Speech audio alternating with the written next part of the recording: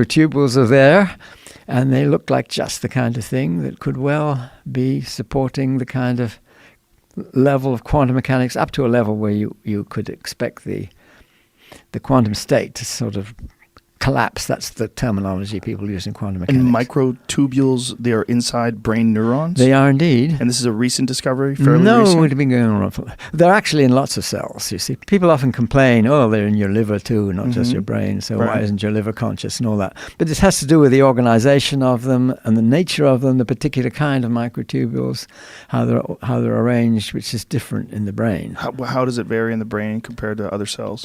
I think one big difference, although Stuart emphasizes this so much, there are two kinds of microtubules. They're the ones called the A lattice and the B lattice. And the A lattice ones are the very symmetrical ones. They're tubes and they look the same all the way around. They've got a very beautiful arrangement of these proteins called tubulin, and they make a very nice arrangement which is connected with Fibonacci numbers and things like that. So they look a bit like fir cones, but they're all parallel. They don't taper off. But the thing is, in the brain, I think most microtubules are probably what are called B-lattice ones, and they don't have so much symmetry. They've got a sort of seam down the one side, and they're very important in transporting substances around cells and so on. And microtubules, all sorts of things. They don't just do what Stuart and I think they may be doing in the brain. So the idea is that in the brain, they're organized differently, and probably the ones that are important are the A-lattice ones, which are the very symmetrical ones. And for a long time, people couldn't see the difference because they look very similar. And they may well be the ones that happen to be in pyramidal cells as a particular kind of cell. So, one of the things that interested me a lot is how it is that not all parts of the brain are the same in this respect. You see, you've got the cerebrum. This is the part at the top, and divided down the middle. And that, when you see brains, that's what you normally see with the convolutions in it. But right underneath and at the back, there's a thing called the cerebellum, which looks more like a ball of wool or something. And the cerebellum, I may still be argument about this, but it seems to be that it's completely unconscious. And it has comparable number of neurons, far more connections between neurons than the cerebrum. And it's what takes control when you're driving your car and you're thinking about something else, and you're not thinking what you're doing because it's unconscious. And the unconscious control, a pianist who's very expert and moves the fingers around and plays a note with a little finger, that pianist doesn't think, well, I've got to move that muscle this way and this bone that way and so on, and it's all controlled unconsciously. And a lot of this unconscious control is done somewhere else in the cerebellum when you get really skilled. So it seemed to me, okay, you've got different kinds of structures, and it could well be that these pyramidal cells, which have a particular organization of microtubules, are the ones where the consciousness is really coming to light mainly. I don't know. There's a lot which is not known about this, controversial and all sorts of things. But the cerebellum seems to be different and organized differently. So it's not just how many neurons, how many connections are there, because there are more in the cerebellum. So it's not that, it's something else. Do they know this from observing the brain through fMRI or something like that during particular activities? I don't know. I would imagine partly just examining it from dead people and looking at brains and trying to estimate how many neurons there are in it. Right, but how would they know which portions which are is active conscious during particular activities? I don't know that they do know that well, I guess. But the cerebellum, there is a bit of an argument about that. I thought whether it's completely unconscious or not. But it seems that actions that are carried out by the cerebellum, you're not aware of what you're doing. But I mean, it's, if you have a tennis player who has to think very carefully about where to tilt the ball. Now, the control of what you're doing, so overall control, is probably done with the cerebrum. But the cerebellum is controlling the detailed motions, how the fingers move and all that kind of thing. And then you make sure that the player thinks you're going to hit the ball down the line there, and then the rest is done under the control of an unconscious procedure. I mean, I may be simplifying, but I understand what you're saying. So you're saying yes. that there's we don't totally understand, but we know that there's different parts of the brain that are responsible for different activities, and Yes. some activities don't seem to be conscious. Yes, yes. I mean, I think it's probably the case. No, I don't know. I shouldn't make a statement. I don't really know. But certainly there are lots of different parts of the cerebrum which maybe not conscious too. So I'm not saying that the whole thing is capable of being conscious. There seem to be differences in different parts. But are you convinced that microtubules are responsible for consciousness, or it's a primary theory? I think they're one of the best candidates. You see, I don't think it's only microtubule. I don't know. I'm not sure what Stuart Hameroff's view on this is. He certainly thinks the microtubules are exceedingly important in consciousness, and I think he's right. That's the feeling I get. And he's done a lot of work on trying to find what anesthetic gas is. It's one of the important ways you can tell things about consciousness. Most of it you can't. It's just hearsay and whatever it is. But one of the important ways you can tell something about consciousness is what turns it off in a reversible way. And Stuart's job is he's an anesthesiologist. He puts people to sleep. Well, I think he would complain if I say putting it to sleep, because under anesthetic is actually different from sleep. But you make them unconscious in a reversible way. You want to make sure that you can wake them up again. And it's obviously a very skilled thing. But I guess a lot of his colleagues might be skilled at doing it, but don't be asked the questions about what they're actually doing from the point of view of the biology and the physics and so on. So Stuart was really interested in that question. Partly, I think, things like mitosis, cell division, and he was very struck by the way that the chromosomes all line up, and that there's these microtubules which are pulling them, and they're a really big part in the structure of cells and how they behave and so on. But why their consciousness? Well, I guess it was his experience with putting people under anesthetics, and the fact that the gases which put you to sleep, and they're, again, I shouldn't say to sleep, but put you under anesthetic, are very unconnected chemically. They're different kinds of things, but yet they still seem to have the same effect. And to understand what it is that they affect is, that's a lot of his interest is to do with that. So just by putting someone unconscious and registering what parts of the brain are no longer active, this is what they're using to sort of reverse engineer by turning those parts on. That's what enables consciousness? Is this the... Well, I think it's probably a simplification of what's going on. But that's a good first step, yes. Consciousness becomes, as a subject, it's very susceptible to woo, right? Indeed. It's one of those weird ones where people want to start talking about souls and universal consciousness, and it's a murky area. Yes. And there's no clear borderline. Well, you see, Stuart runs these consciousness conferences, and he's very broad-minded. He has people all sorts of different views like the ones you mentioned. And it's not necessarily his view, but he likes to get a broad perspective on what's going on. I'm a bit more narrow-minded than he is on these matters. Yeah, I am too. I'm very skeptical because I understand the inclination that people have to lean towards the woo, that it's very fun. Yes. It's for whatever reason, people are inclined to lean towards... You saw that movie? I don't know if you saw it. What the bleep do we know? Oh yes, I did. People love that kind of stuff. That was a little worrying to me. That little bit.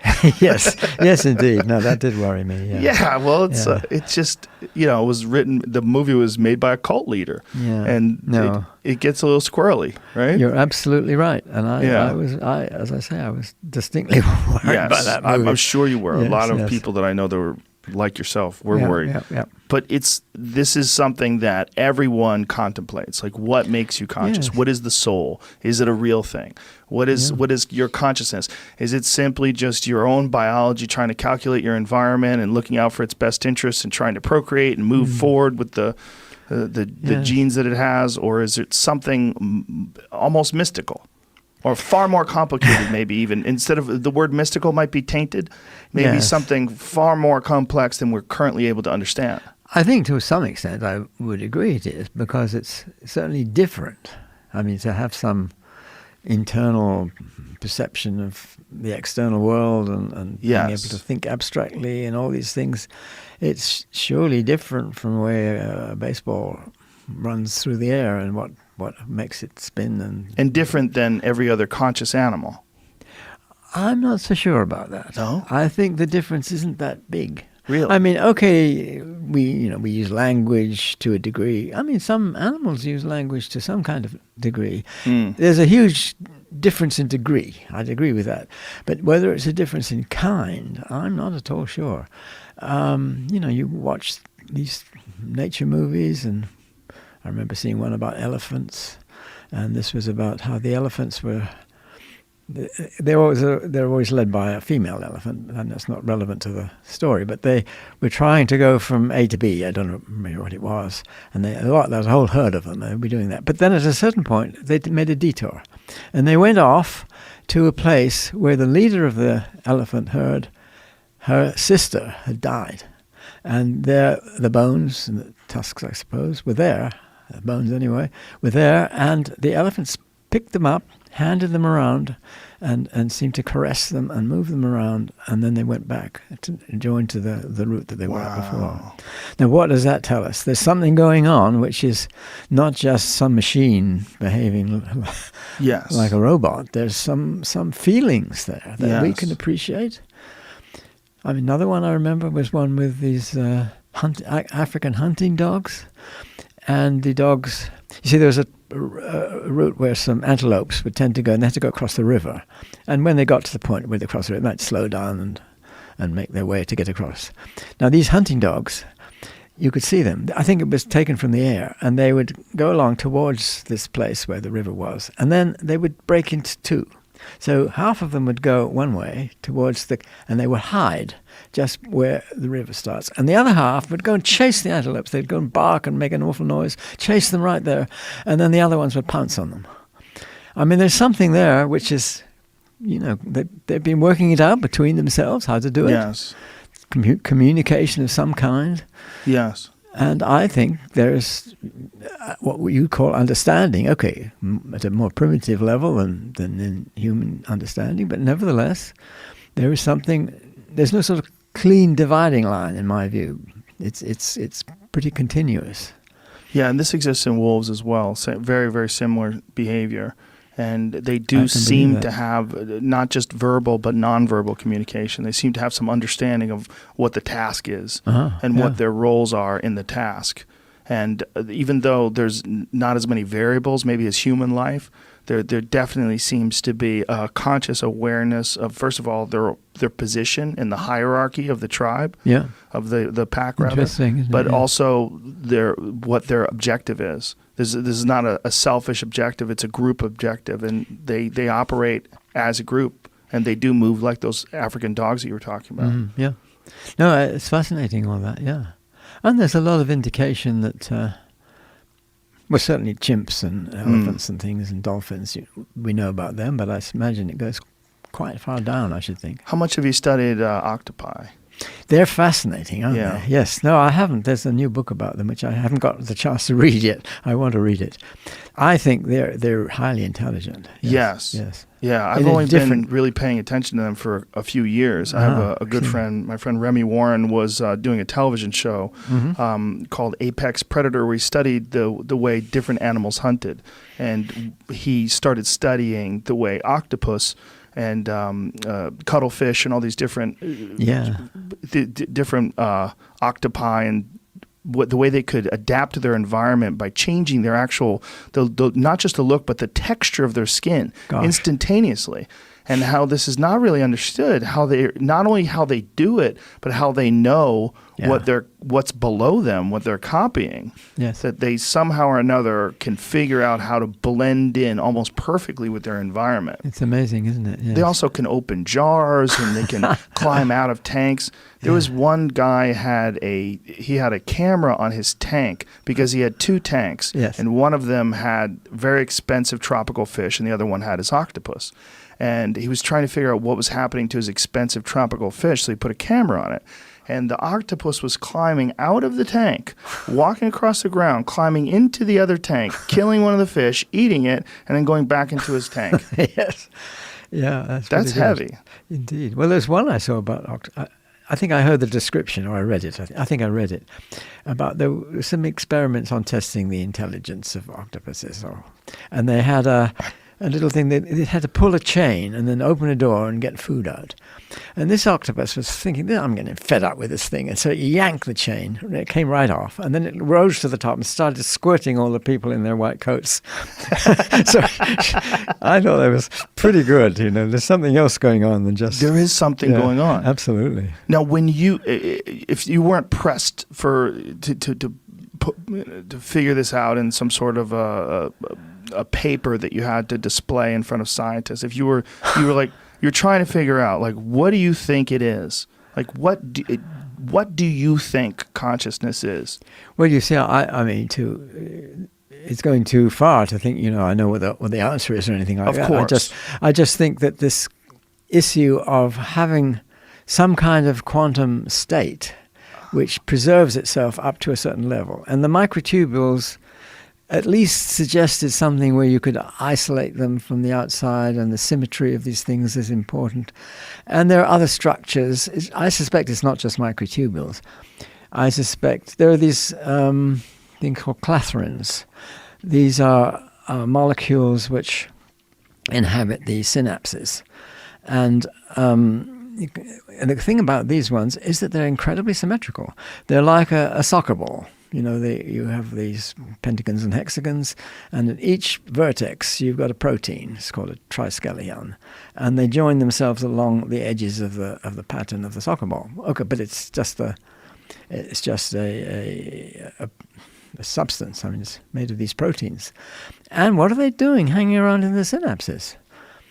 I don't know. But the symmetry has a key role. There's a thing called the Jahn-Teller effect in quantum mechanics, which tells you that when you have a highly symmetrical structure like that, then there can be a big gap between the lowest energy level and the next one. And there can be information in this lowest energy level, which can be shielded from the higher energy levels.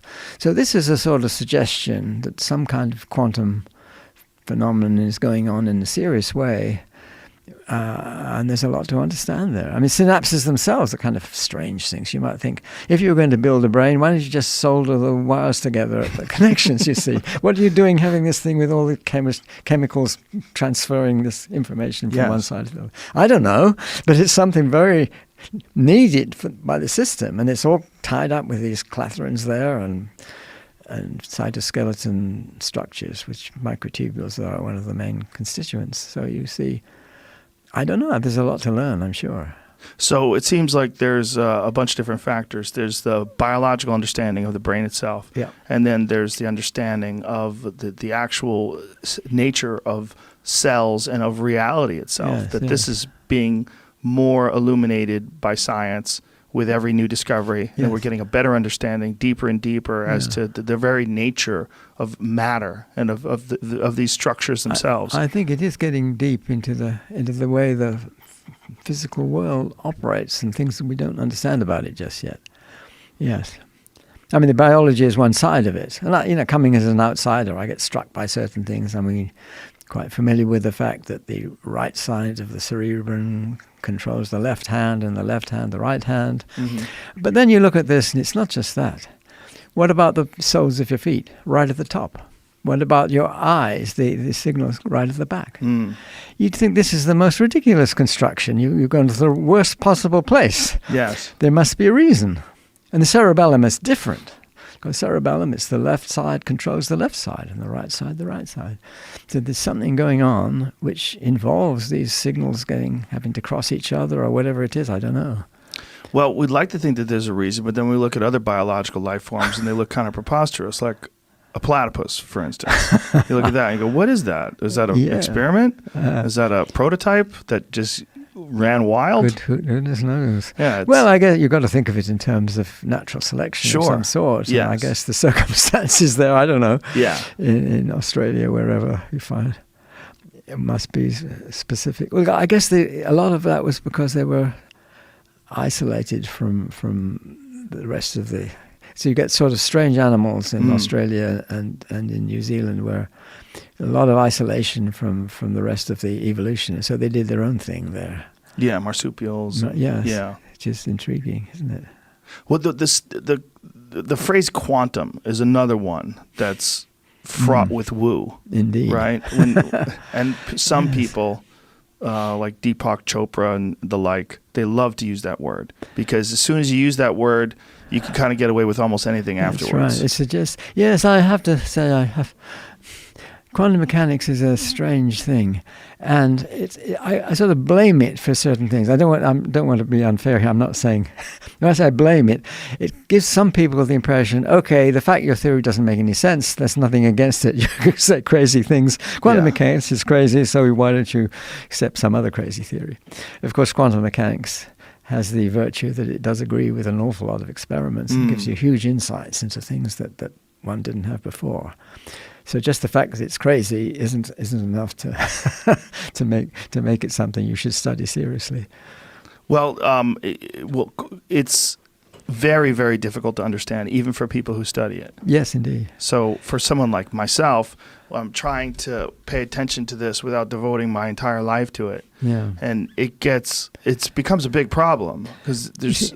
There are two, in one of my books, I tried to explain there are actually two mysteries in quantum mechanics, and they get muddled. One of them is the whole subject is pretty crazy, yes, but it's coherent and it makes sense. And if you study it properly and you say, okay, that makes sense.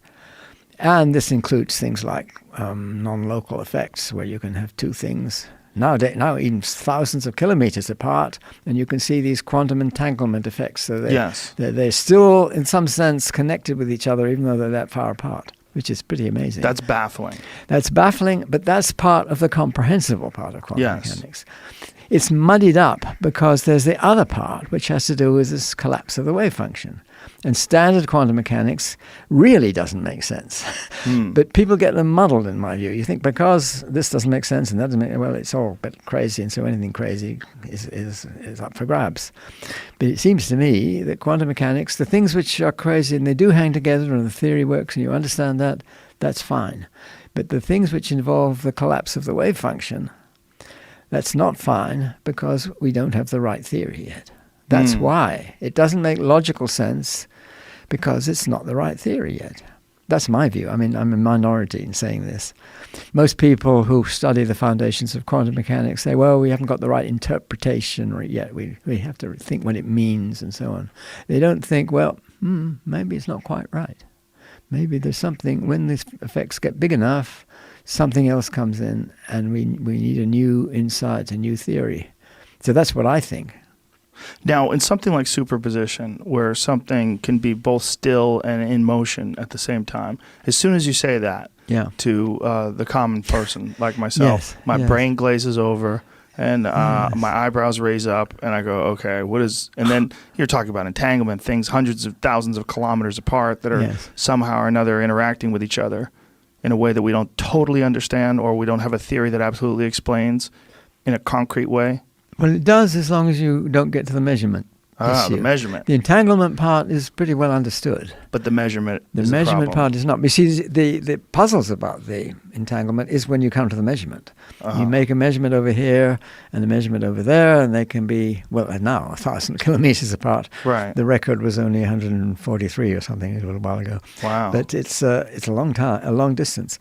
But there's hardly any movement of material. So the thing that...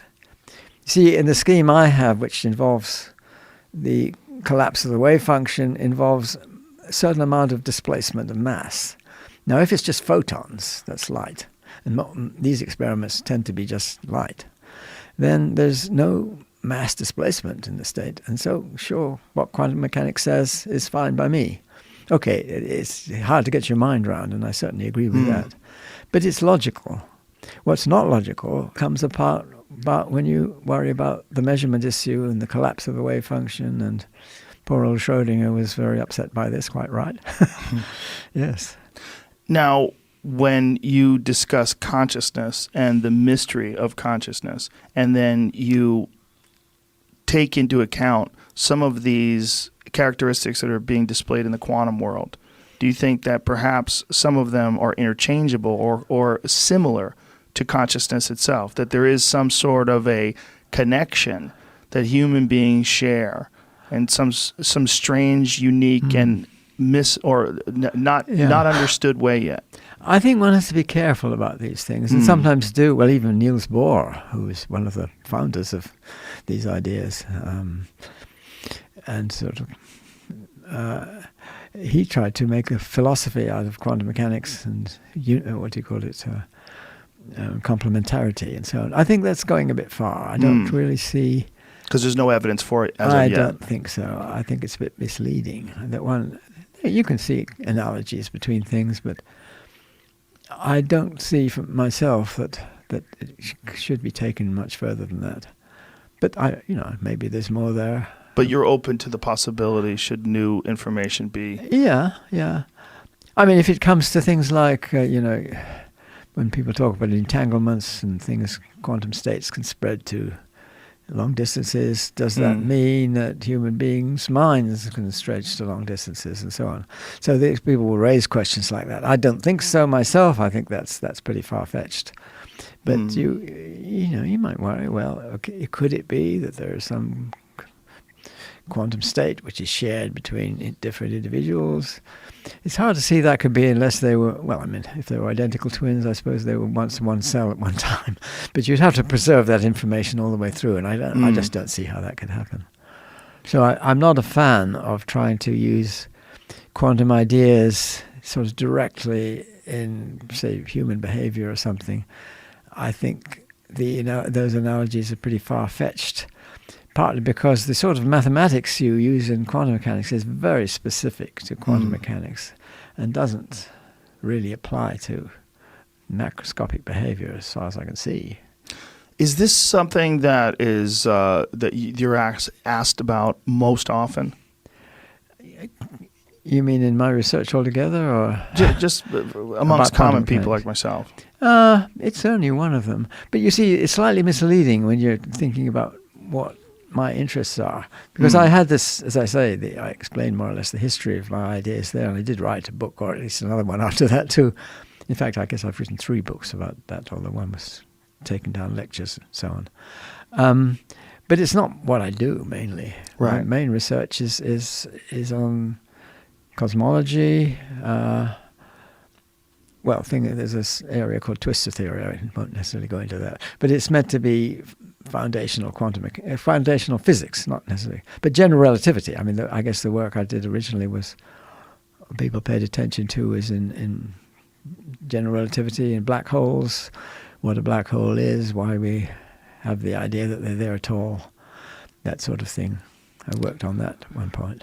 Cosmology as a whole is one of the most terrifying concepts to me, because when I start thinking about the size and scale of everything, I get to a certain point and my brain just shuts off. There's not enough juice. Well, it's pretty huge. One has to think on a pretty huge scale. But it's like so many things. It looks sort of mind-boggling at first, and then when you get used to the idea, you can sort of play around with the ideas and maybe forget how mind-boggling it should be.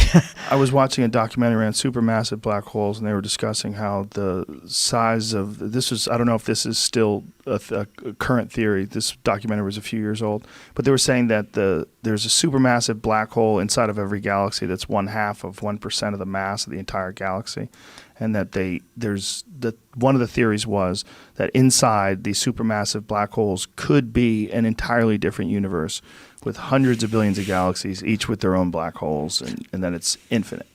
Well, you see, I have an idea which I think the mainstream does still regard as a bit crazy, but not like that. I don't think you're going to have much fun inside a black hole. Parties in there? Not much. Well, you could have a really big black hole, and there's a lot of time in there. A really big one. If you were in a spaceship, you could have a few parties before you singularity. Yes, but I'm not sure I recommend it. I mean, black holes are remarkable enough, but I mean, the thing I did, which was in 19 '64 and published in '65, was to show that black holes. Well, I'm using a terminology that wasn't around at that time. That the black holes gravitational collapse. You see, the history went back to originally, I guess, Chandrasekhar, an Indian scientist, when he was not quite 20, I think. I can't remember if it was 19 or 20. And he was going to England to study physics, astronomy, and so on. And he worked on this problem about what holds white dwarfs apart. These are these very massive stars. The companion of Sirius is a white dwarf. And he was doing calculations to find out whether they... what the interior is a very particular structure of matter. And he came to the conclusion that if they had a bigger mass than a certain amount, which is about a bit less than 1.5 times the sun's mass, they wouldn't be able to hold themselves apart. And so they would collapse.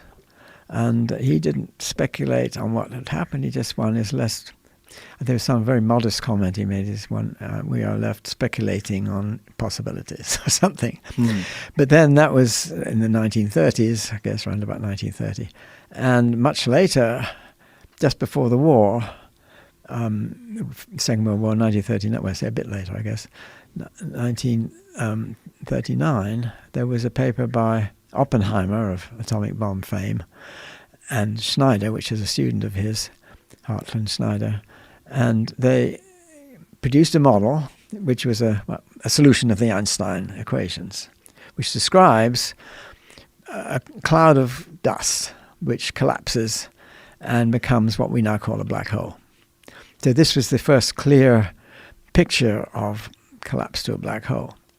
Now, in their picture, they made two huge assumptions. Well, one of them is dust. The material, that means it didn't have any pressure, and so you could imagine when it gets close to itself, it might push away if it had pressure in it in any way, but this was just dust. That was one thing, but more important, that the model was exactly symmetrical. So it was just spherically symmetrical. All the matter falling in, the dust particles would be focused right into the central point. And so it's not so hard to believe that you get a singularity where the density goes infinite, the curvatures go infinite, and your equations go crazy. So at that point, when the dust reaches the middle point, okay, it's not so surprising because it's a very contrived situation. So I think a lot of people thought, well, perhaps we shouldn't take it seriously. I think they weren't sure. But then there was a paper by two Russians called Lifshitz and Khalatnikov, and they seem to have proved that you didn't get singularities in the general case, that somehow it would swirl around and swish out again, you see. So that was the possibility. And then there was this discovery, I think in 1962, when Martin Schmidt, a Dutch astronomer, Dutch-American, I think where he was living there at the time, I don't remember, but he observed what became what we call the first quasar.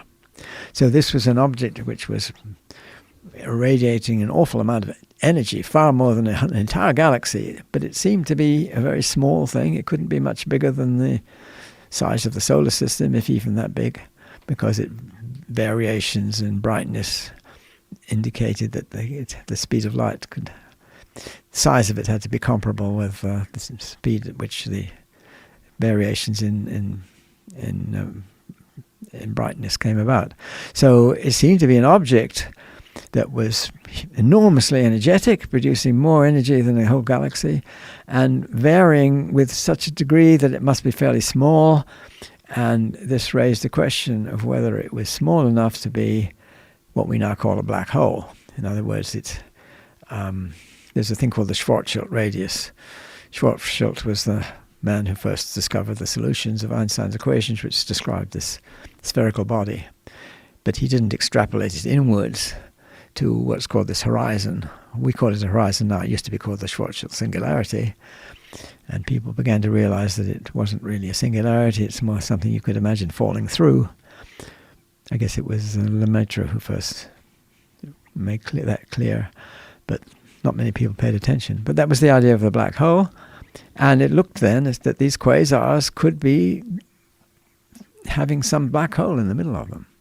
And I remember John Wheeler, who was at Princeton then, very distinguished scientist, and he got very worried about these things, and he talked to me, and he was worried about it. And do we believe, is there a singularity in the middle? Do we believe Lifshitz and Klatnikov, that they sort of swirl around and bounce out? What are we supposed to think? So I started thinking about this problem, and since at that time, well, you see, either people, when you want to solve the Einstein equations, either you make a lot of assumptions and it's symmetrical, like the Oppenheimer-Snyder model. You assume it's got very special properties, and then you can maybe solve the equations. But only very, very special cases. And the computers weren't powerful enough to tell you very much about what happened. So I started thinking about this problem and realizing that I'd have to think about it in a different way. And so I used ideas which involve ideas from topology and things like that to show that there had to be a singularity in the middle, provided that collapse had reached a certain point of no return. I guess to get some idea of it, I don't know, it's not too misleading. There's a mathematical theorem called the hairy dog theorem. Hairy dog theorem. Yes. I mean, that's just a jocular terminology. Right. But you think of something which is topologically a sphere. That means, you see, you imagine a dog shape, but you could sort of move it around with a piece of plasticine until it looked like a sphere. It doesn't have holes in it. Okay, forget about its digestive system. You see, you're thinking about the surface outside. Mm-hmm. And then the problem is you try to comb the hair on the dog all the way around. And the theorem says there's got to be somewhere where the hair doesn't lie flat. And you try it on a sphere, there's got to be a point where the hair makes a kind of singular point. So it's a bit like that. You have no idea where the singularity is, but you know from general topological reasons that there's got to be one somewhere. And that was the sort of argument that I produced. And I guess a lot of people had a little bit of trouble because they'd never seen this kind of argument. And a lot of people picked up on it, in particular Stephen Hawking.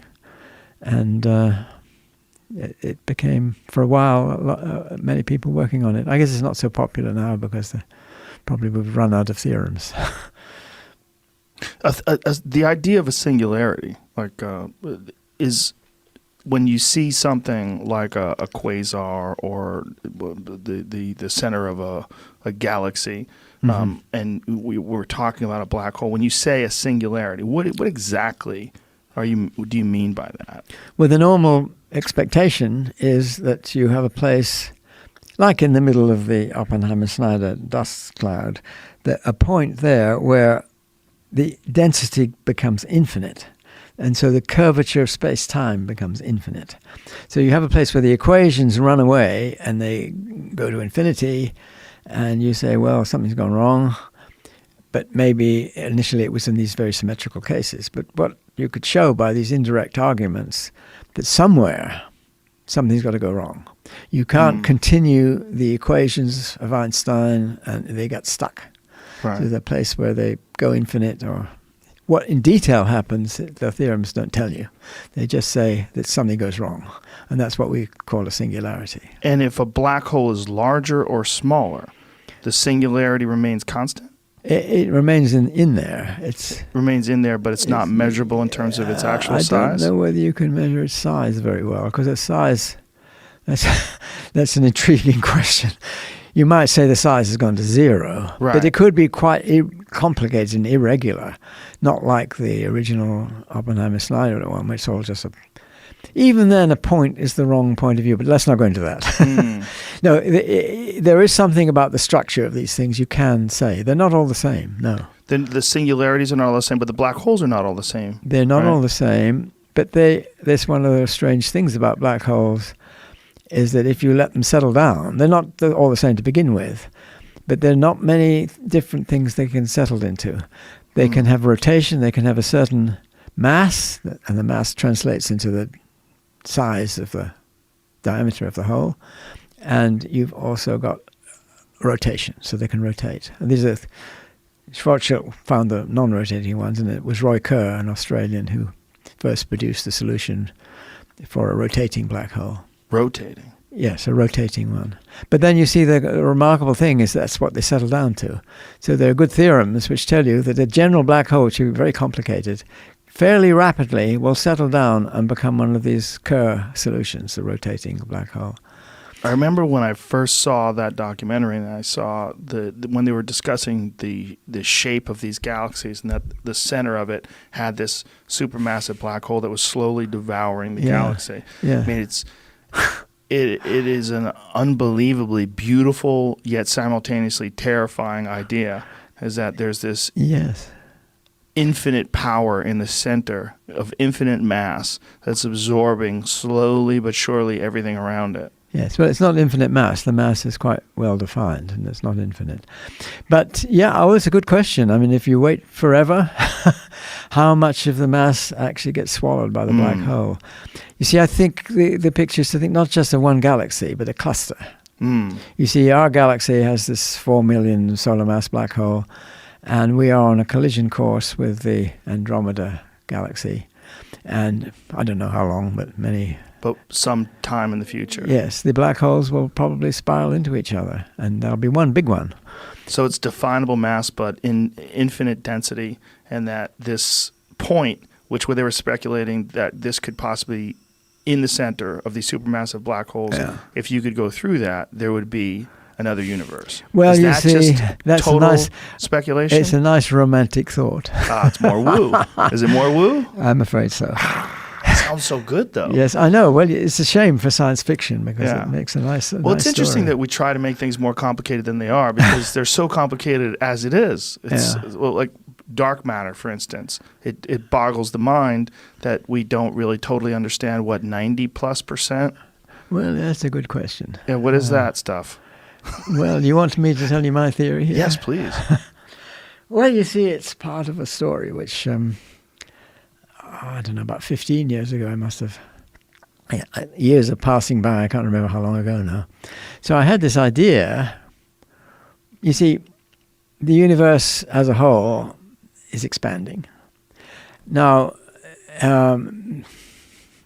early in this century, don't ask me dates again, some people, by observing supernova stars, exploding stars very, very far away, they found out that the universe is actually accelerating in its expansion. And some people found this very mysterious. On the other hand, it's in all the cosmology books because there is that expectation. You see, in 1915, Einstein produced his general theory.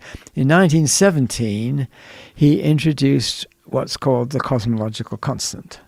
So you think of it was called lambda. You think of a V shape turned upside down, which is a lambda. And he introduced this term for the wrong reason, because at that time there was some indication the universe was expanding, but not very clear. And Einstein, I guess, maybe didn't know or didn't believe it. And the Hubble's observations hadn't yet come to make a convincing case of the expansion. So Einstein thought, well, maybe the universe is static. It's kind of philosophically nice to think that it's sitting there all the time. And he couldn't make it do that. So he had to introduce this term called the cosmological constant. And he did that, and then not very much longer after this, Hubble showed that the universe does seem to be expanding. And Einstein regarded this lambda term as his biggest blunder, which is an irony, because it turns out that this term is probably the explanation for the expansion of the universe that we now see. So it's what people call dark energy. I don't like the term very much because it's neither dark nor proper energy in any clear sense, but still, let's not worry about that. Right. It's an odd term. Yes, I think so. It's all a little confusing because there's dark matter as well, which is quite different. You mustn't get them confused.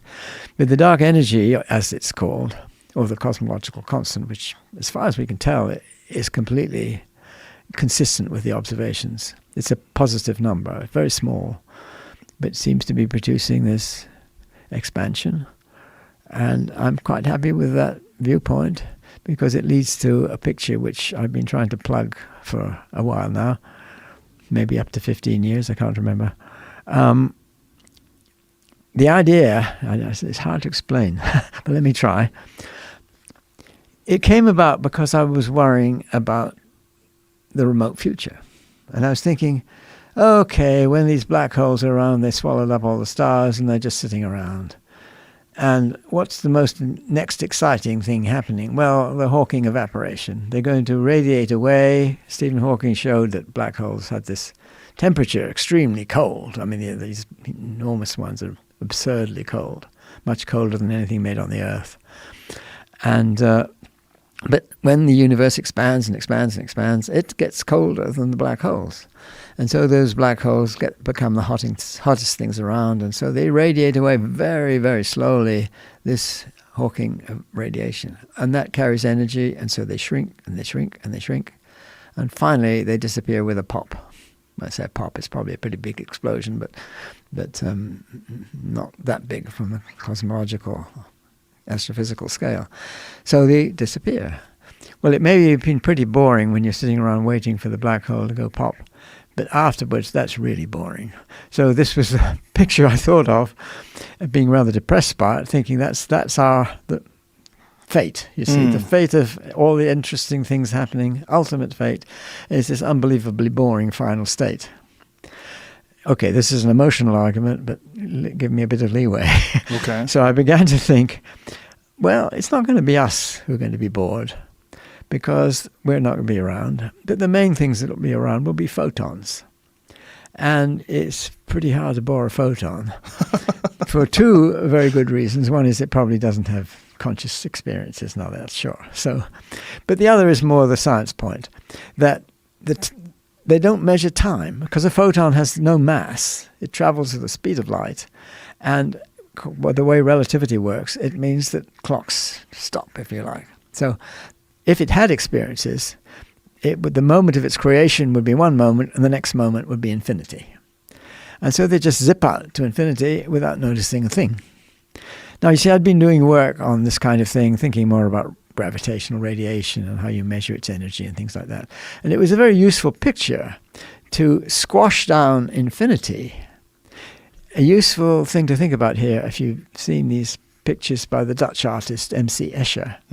Yes. And there are those which are called circle limits. And there's a very famous one with angels and devils interlocking, and they get all crowded up onto the edge. Now, what you've got to think about is that this is a kind of geometry called hyperbolic geometry. And the angels and devils live in that geometry. And the ones right close to the edge think they're the same size and same shape as the ones in the middle. Oh, you got it. There. Great. Yeah. And so the idea is that if you look at it from the angels and devils' point of view, that's infinity, that boundary. Mm-hmm. But from our point of view, we can look at it and we have what's called a conformal map. That picture is a conformal map. What that means is that little shapes are quite consistently drawn, but they can be big or small. And you don't care about whether they're big or they're small, as long as small shapes are accurate, or angles, if you like, are correctly drawn. So it's what's called a conformal map, and that conformal map describes infinity. Now, you can do the same thing to the universe. When I say do it, I mean you can imagine it, where this remote future, you can squash it down, just like in the Escher picture, to a finite boundary. And as far as the things with no mass, they don't have a way of measuring how big or small it is. The Maxwell equations don't know the scale if they don't care. It's that work just as well for small as for big, and you can stretch it in some place and squash it somewhere else, as long as the stretching and squashing is isotropic, so just as much one way as the other way, which means more or less that you keep what I call the light cones there. Let's not go into details here, but it means that if you have things without mass, and most particularly the photons, then that boundary is just like anywhere else, and the photons go zipping up to it, and so you might think they've got to have somewhere to go. Okay, well, you don't have to think that, but that was the point of view I had, that the photons need somewhere to enter in a way. But then, where does it go? But then there's the other picture, which is the opposite end. There's the Big Bang. Now you can do a similar sort of trick there, which is stretching it out and making it into a boundary. And that can be done too. I played around with these ideas for a long time, and the standard cosmology models you can do it with. But the more complicated cosmology models, you might have one which is very complicated Big Bang. The general ones don't look like that at all. So you need a condition which tells you that the Big Bang was the very special kind that it was. It's all tied up with this thing called the second law of thermodynamics, and it all ties together with physics in a way which perhaps we don't have time to talk about. But it seemed to me a really good idea to have the condition on the Big Bang that you could continue it in the same way. I should say the idea of doing this was a former student of mine, Paul Todd, who was a colleague of mine, and he used this as conformal continuation as a nice way of saying what the condition is on the Big Bang to give you what you want. But that's a huge condition. But nevertheless, it's what starts our universe off in a very special state, which is what we live off in a way. It's the second law of thermodynamics needs that to get going. Anyway, I don't know if you want to worry about that. But anyway, the point was that it looks as though it's a good condition on the Big Bang that it also should be conformally like a boundary, which if you had no mass, you wouldn't notice it. Okay, you've got particles with mass running around near the Big Bang. But as you get closer and closer and closer, the energy goes up, the temperature goes zooming up. They're zipping around at such a speed that the energy of their motion is much bigger than the E equals mc squared mass, Einstein's mass. The energy in the mass is a certain amount, but when they get so hot, you can forget about the mass. So they, like photons, behave like particles without mass, and so they're just interested in conformal geometry. So the crazy idea I had, not just only you stretch out the Big Bang and you squash down the infinity, but maybe our Big Bang was a squashed down infinity of a previous eon. So I'm saying our eon began with the Big Bang, ended up with this exponential expansion. There was another one before us. There will be another one after us. There was another one before that, and so on. So it's an infinite cycle of Big Bangs. That's the picture. And constant expansion to the point where there's no more energy, and then somehow or another a Big Bang comes out of that again. Yes, that's right. Well, that's the tricky part that people have trouble with. It's universally accepted that the Big Bang was an event. There's no pretty well conflicting theories that are attractive. I would say nothing terribly popular. There are certain ideas which say you can continue into before the Big Bang. Paul Steinhardt and what do they think that was? It has things in common with my model, but it's not quite the same. And you see, it's still. You see, there was not long after Einstein produced his theory, and this Alexander Friedman, who was a Russian mathematical physicist, and he produced the first cosmology models. And one of these was a one which has sort of bounces. A Big Bang, it expands out and then it contracts again. And then it bounces and contracts. And so that was one of his models. The only trouble is if you put irregularities into these models, you get black holes, and these black holes form an incredible mess at the end, and that doesn't join on to a nice smooth Big Bang of the next one. So you have trouble with those models. But still, people take these things seriously. And as I say, Steinhardt and Turok have a model which is like that. So these are things one has to think about. My own view is that they don't take into account the black hole problem, which is that my one gets rid of that because the black holes all evaporate away by Hawking evaporation. And so it forms a model. I used to give talks about this, feeling quite happy nobody would ever prove it wrong, so I can go on talking away at it. But no, I wasn't quite happy with that. I thought maybe you could see signals coming through. So I had one idea about that. But more recently, and this is only just this year, I have two Polish colleagues. That's Krzysztof Meissner and Paweł Nierowski. And there is a Korean who works in New York called Daniel An. And we, the four of us, have a paper which I think today or tomorrow will be the new improved version of this paper, should be on the archive. And the title of the paper is, Are We Seeing Hawking Points in the CMB Sky? Now, what's a Hawking point? You see, I talked about the black holes. See, in the previous eon to ours, assuming it's more or less like ours, there would be black holes in clusters of galaxies, huge, enormous ones, swallowing up pretty well the whole cluster. And what happens to the energy in those black holes? Well, it goes out in Hawking irradiation. It takes an age, ages and ages and ages, maybe 10 to 100 year Google years or something, ages and ages. But all that energy in the picture comes out basically in one point. Think of that Escher picture, and right at the very edge, you see there are an awful lot of angels and devils squashed together there, so that the entire radiation from that single black hole will be squashed into that little point. Now we're on the other side. What do we see? Well, there will be a big release of energy at that point, and that's what we call the Hawking point. And it spreads out. You see, what we see in the cosmic microwave background, this is radiation coming from all directions, and this radiation doesn't come from the Big Bang exactly. It comes from 380,000 years after the Big Bang. So there's a sort of last scattering surface where photons which are trying to get out finally can escape, and we see them. Now, that spread out from the Hawking point to what you see in the cosmic microwave background, in the last scattering surface, is something of the diameter of about 8 times the diameter of the moon. No bigger, no smaller. Now, you wouldn't see the whole thing because our past cone, what we see, cut across it, we don't see the whole thing. But we see probably most of it. So you could imagine something from about 4 to 8 times the moon's diameter, which is a small region which is highly energetic, more energetic in the middle, and it tapers off as you go to the edge. And we seem to see these things. The analysis that the poles, they have the techniques, and the actual analyzing the data, this is the Planck satellite data, it was done by Daniel Ann.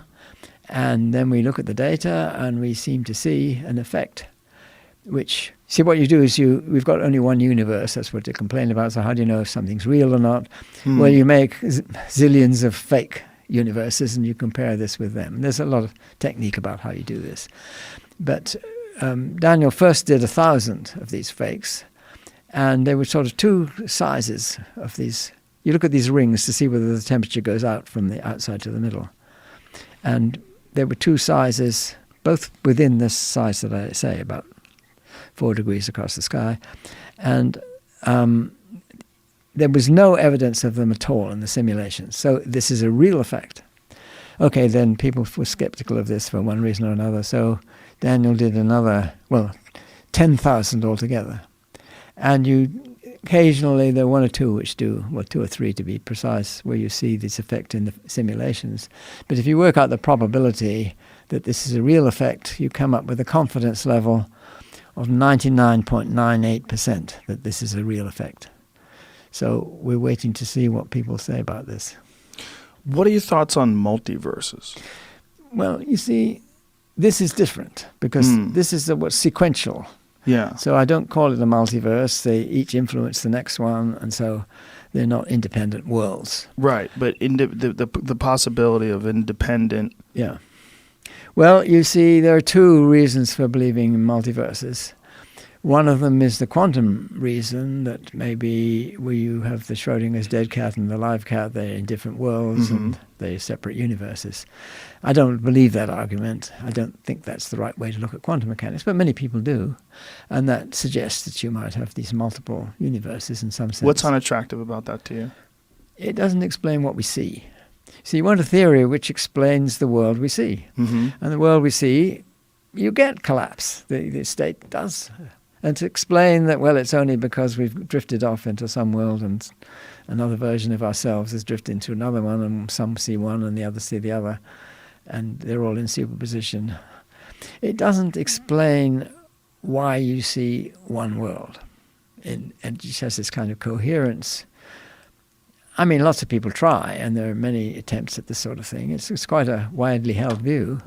And if you believe quantum mechanics, that the collapse is not real, and it doesn't happen, and all the alternatives, the dead cat and the live cat, coexist in different worlds, that's the interpretation. That's a view. I don't think that. I want an explanation for the world we live in. And you don't see cats, different worlds with cats and... Well, it's a long story. Right. I mean, it's clearly a view you can hold to, and if you don't want to monkey with quantum mechanics, it's where you're led. So that's right. That's the alternative. Either you don't make a single try to change quantum mechanics at all, and then you are led to this multi-world, many-world picture. I think it even doesn't make that much sense. So you've got to be careful about it. That whether they are really like different, distinct worlds, I don't think it really. My view is it doesn't really work. But let me not try and attack that. I think I have a different view, which is that the theory is not quite right, and that there is something which makes the collapse into a physical process, and there's only one world. Now, the other many worlds view, which comes from a different reason, and that is that there seem to be various accidents. Maybe one of them being that the neutron is just slightly more massive than the proton. That's one. There are lots of other accidents we see that if they were a little different, then life as we know it couldn't happen.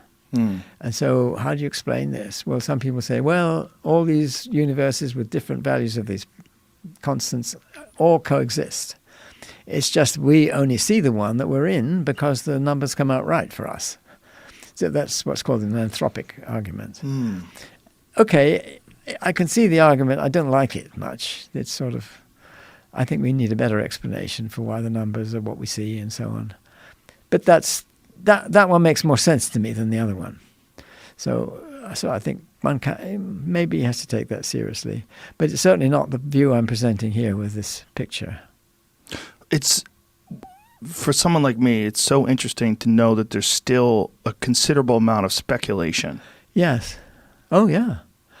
Well, there's a lot of speculation, but a lot of it is pretty off the wall, and a lot of people think mine are off the wall. You see, right? Well, who's to say? Okay, I'm an old man now, and so it's okay. Did decent things in the past, but you shouldn't trust his views now. You see, so I guess that's what people think. I don't know, but you see, if it was just me, I could understand that. Right. But I've got these Polish, and I've got an Armenian colleague who's done things on this too, and it can't be that we're all off the rails, I think. No, it can't be. There's something out there, and now with the Hawking points, there's something people can really go out and look for.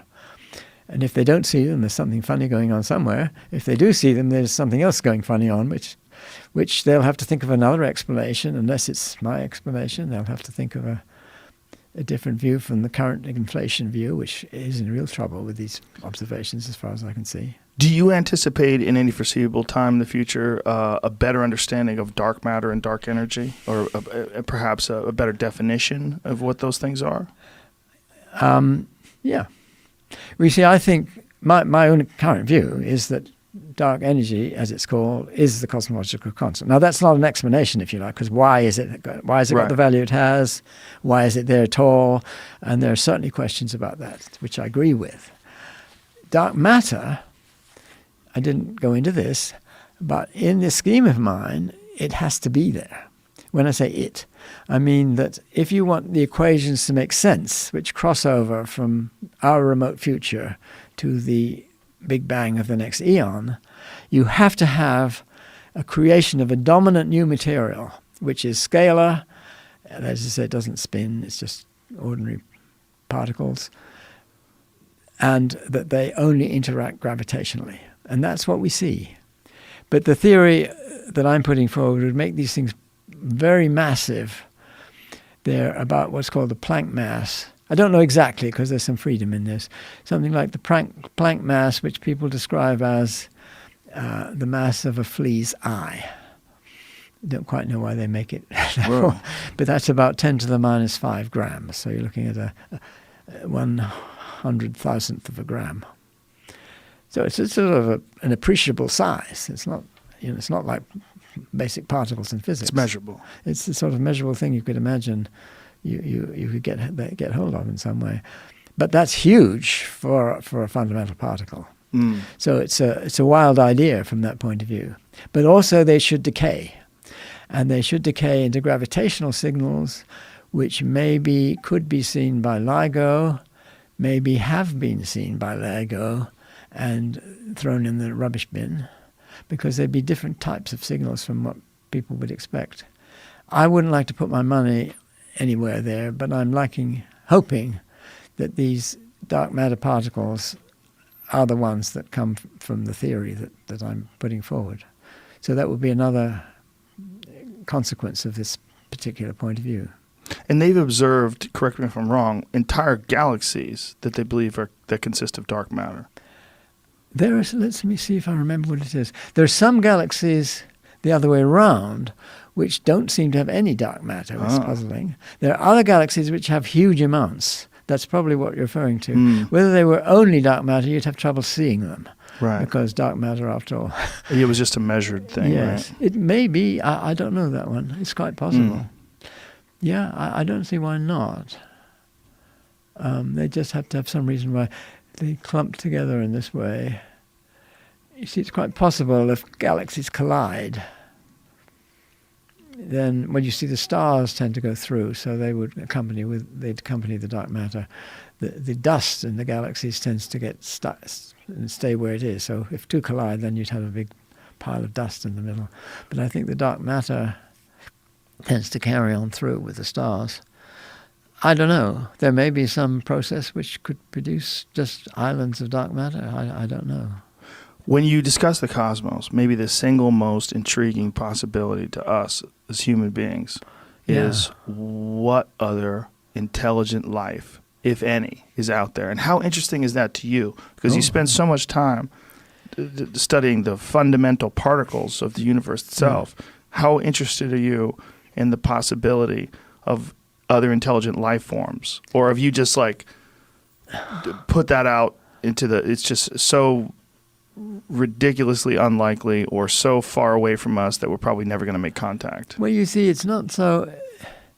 There's this SETI program where they're looking to see whether they can see signals from distant civilizations. The problem there, from my perspective, is that although they might be out there, they've got to have had a real head start on us before you would see them. Of course, they might have done so, but then I don't know. You see, actually, Vahe Gurzajan, who's my Armenian colleague, and who looked also for these ring-shaped things, and looked at them in a different way from the Polish people. But we seem to have seen something there. But we wrote a paper in which we speculated on beings from the previous eon communicating with us. And the advantage there is that you're looking at the really advanced civilizations, really right at the very end, you see. Billions of years ago, their universe disappeared and then had to come back to a Big Bang state again. The signals could come through, yes. And somehow or another, those signals remain. It's conceivable. I agree it's pretty far-fetched, but, who knows what... So eons, how many billions of years are you talking about? Like the Big Bang was 14 billion? Yes. But you see, that's where at the beginning, in a sense, or it's three-quarters of the way through in another sense. It depends how you draw the pictures. Right. In the sense of interestingness, or in the conformal picture, we are already three-quarters of the way through. So 14 billion to now, so we have how many billion left? You can't count it as years, you see. The trouble is it's a cheat. It's a cheat. The year count is as much as you like. It depends on something else. The mass has to fade out, and how you measure time becomes problematic. Mm-hmm. And it's either infinity, you see, which isn't much use, or you might have a different definitions of time, which depend on what particle you're using as your clocks and things like that. So are you essentially saying that it's entirely possible that we are the furthest in terms of our technological achievement and our understanding of the universe itself? It's possible that we're at the front of the line, that there might be some other intelligent life forms in the universe, but they might be behind us. Well, there would have been... I'm not saying they got through, you see. Well, maybe they have techniques for getting through, but that's a bit hard to imagine. But maybe information from them could get through, and maybe you mean from the previous eon? Yes. Oh, they might have got through, like somehow or another survived. Yes, but it would have to be in the form of photons or something. Yeah, no, you could. It's not. I'm talking about ridiculous speculation. Sure, now. but encoding information into photons. Yes. Wow. It's conceivable. Sure. Now, I don't want to say that I see it happening or anything, but it's not out of the question that they could develop some technology which would get information, which might be them in some sense, across in the form of photons. But you're not optimistic about current intelligent life somewhere in the universe? Not too optimistic, just because, well, maybe it took us a long time to get going because the dinosaurs were there for a while and somebody might have got in there earlier in their different planet and they could have got there quite ahead of us. It's conceivable. I'm not going to rule it out. I'm just not terribly optimistic about it. No, I think it's worth doing. It's worth looking. Yes, but it's not something that you're really curious about. I'm expecting. It's not so much. I'd be curious certainly, but I'm not expecting it, I guess. Is it just because of the overall lack of real evidence, and it's just not an attractive thing for you to pursue? It's quite attractive. It certainly would be. I don't know. I've just been doing other things, and I don't know. There's enough to do in the world. I haven't really come to terms with it very hugely. So I know there's this activity, and I'd be interested to see if any kind of, if there was this thing that came past that some people speculated was sent there by a different intelligence, which came quite close in our solar system. Oh, that was that strange-looking cigar-shaped. Yes, that's right. Yeah. I mean, I don't see any real reason to believe it's a alien spaceship. Was it because of the way it was traveling? That was the idea? Yes, it was something. Something curious about it? Serious people did suggest it might be something sent by an alien civilization. Well, it's worth, if one could connect with it in some way. But I don't know. I guess it's too far away now. Well, it's another thing that's so uniquely fascinating for us, the concept of another life form out there. Oh, sure. Yes. No, you see, there are lots of things I'm interested in. The ones I talked to you about are perhaps some of the main ones. Although the consciousness one is, I'm glad that there are people doing it.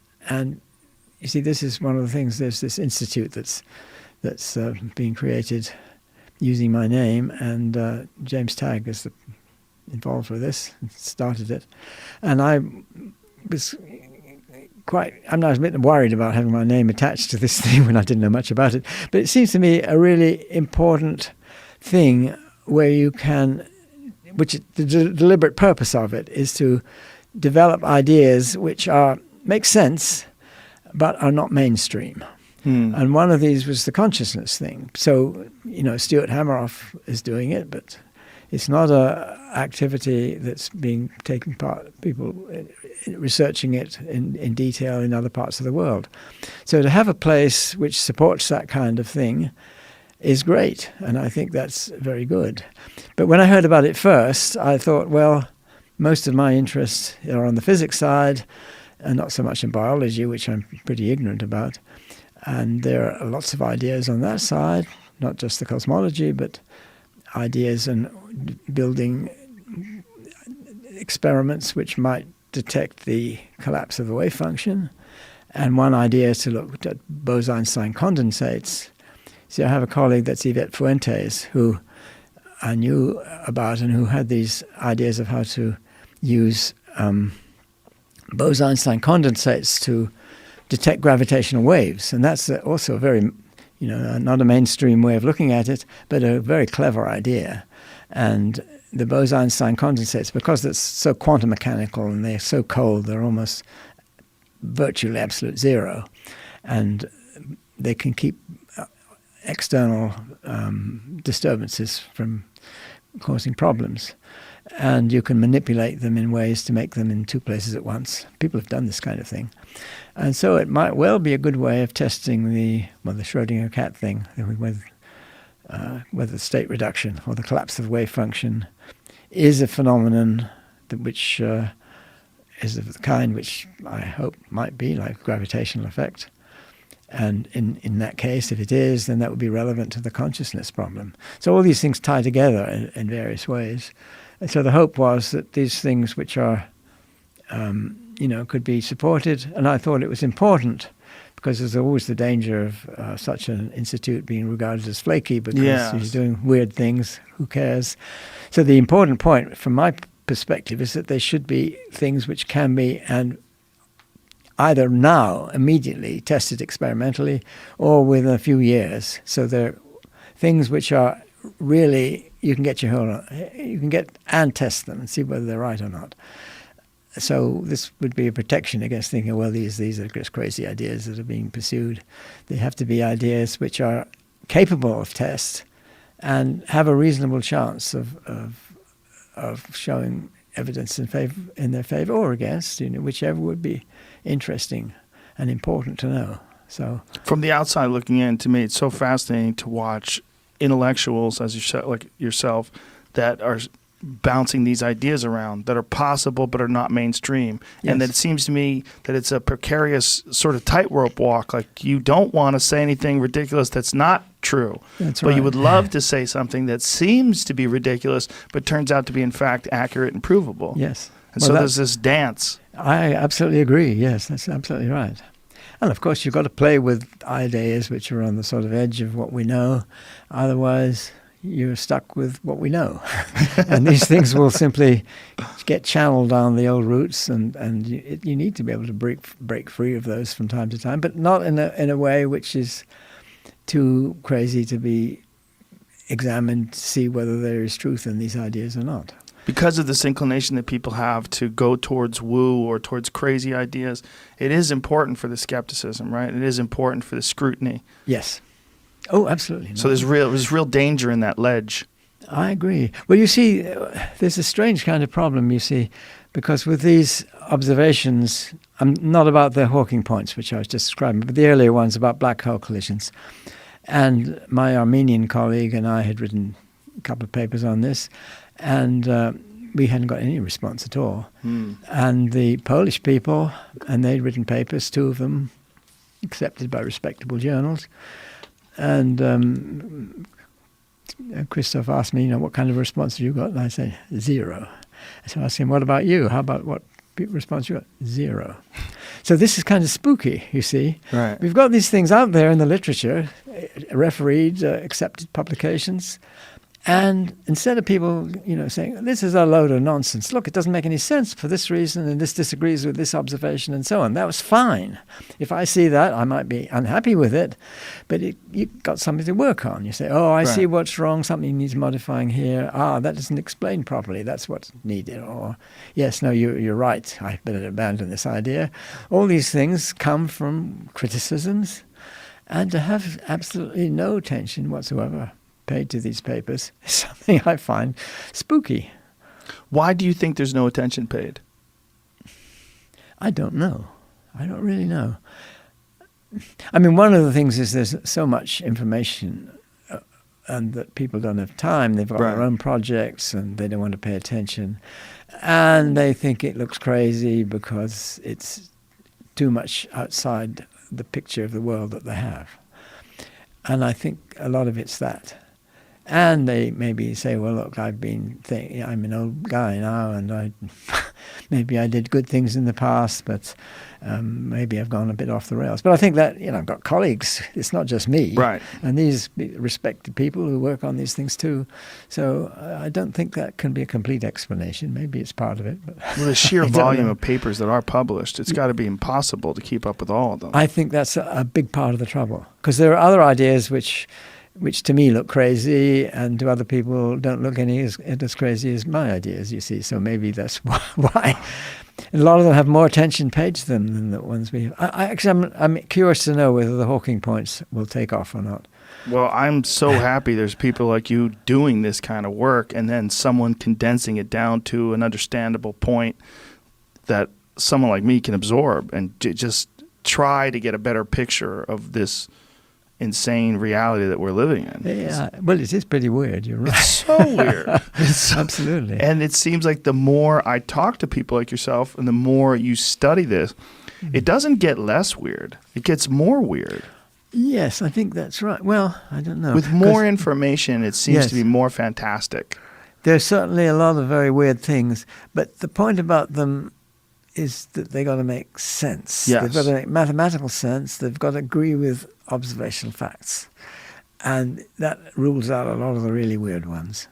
It does, but even the ones that are observable and do adhere to the facts, they're so fantastic. It's so the reality. It's one of the things that's most frustrating about people's inclination to lean towards the woo, and I've been guilty of it myself. It's so attractive. Yeah. But what's frustrating about it is that provable reality is so titanically bizarre.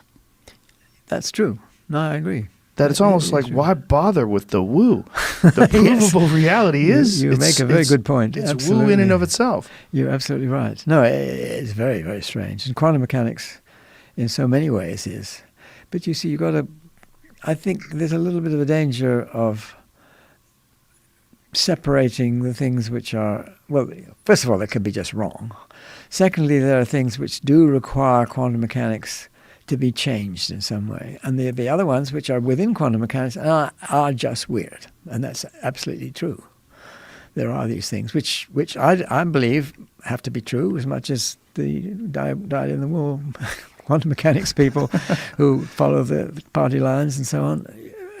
Yeah. I mean, these quantum entanglements, the fact that things can be, whatever it is, a couple of thousand kilometers separated, and yet know each other in a way you can't explain that they're separate individuals. They behave as though they're one, what are called an entangled state. And you can make experiments which reveal that. I mean, it was John Bell, who was an Irish theoretical physicist, who really made all this very clear, that these things are real manifestations of the peculiarity of quantum mechanics and really out there in the world. Was it J.D.S. Haldane that said the world is not only queerer than you suppose, it's queerer than you can suppose? That's correct, he did, yes. That's what this is, right? Indeed. It Yes, is. it's that kind of thing. I was so happy when I saw you do this. I forget what the interview was, but someone was talking about the alignment of the stars and the galaxies the first time in 20. You're like, no, it happens all the time. Yeah, it happens every year. Yeah.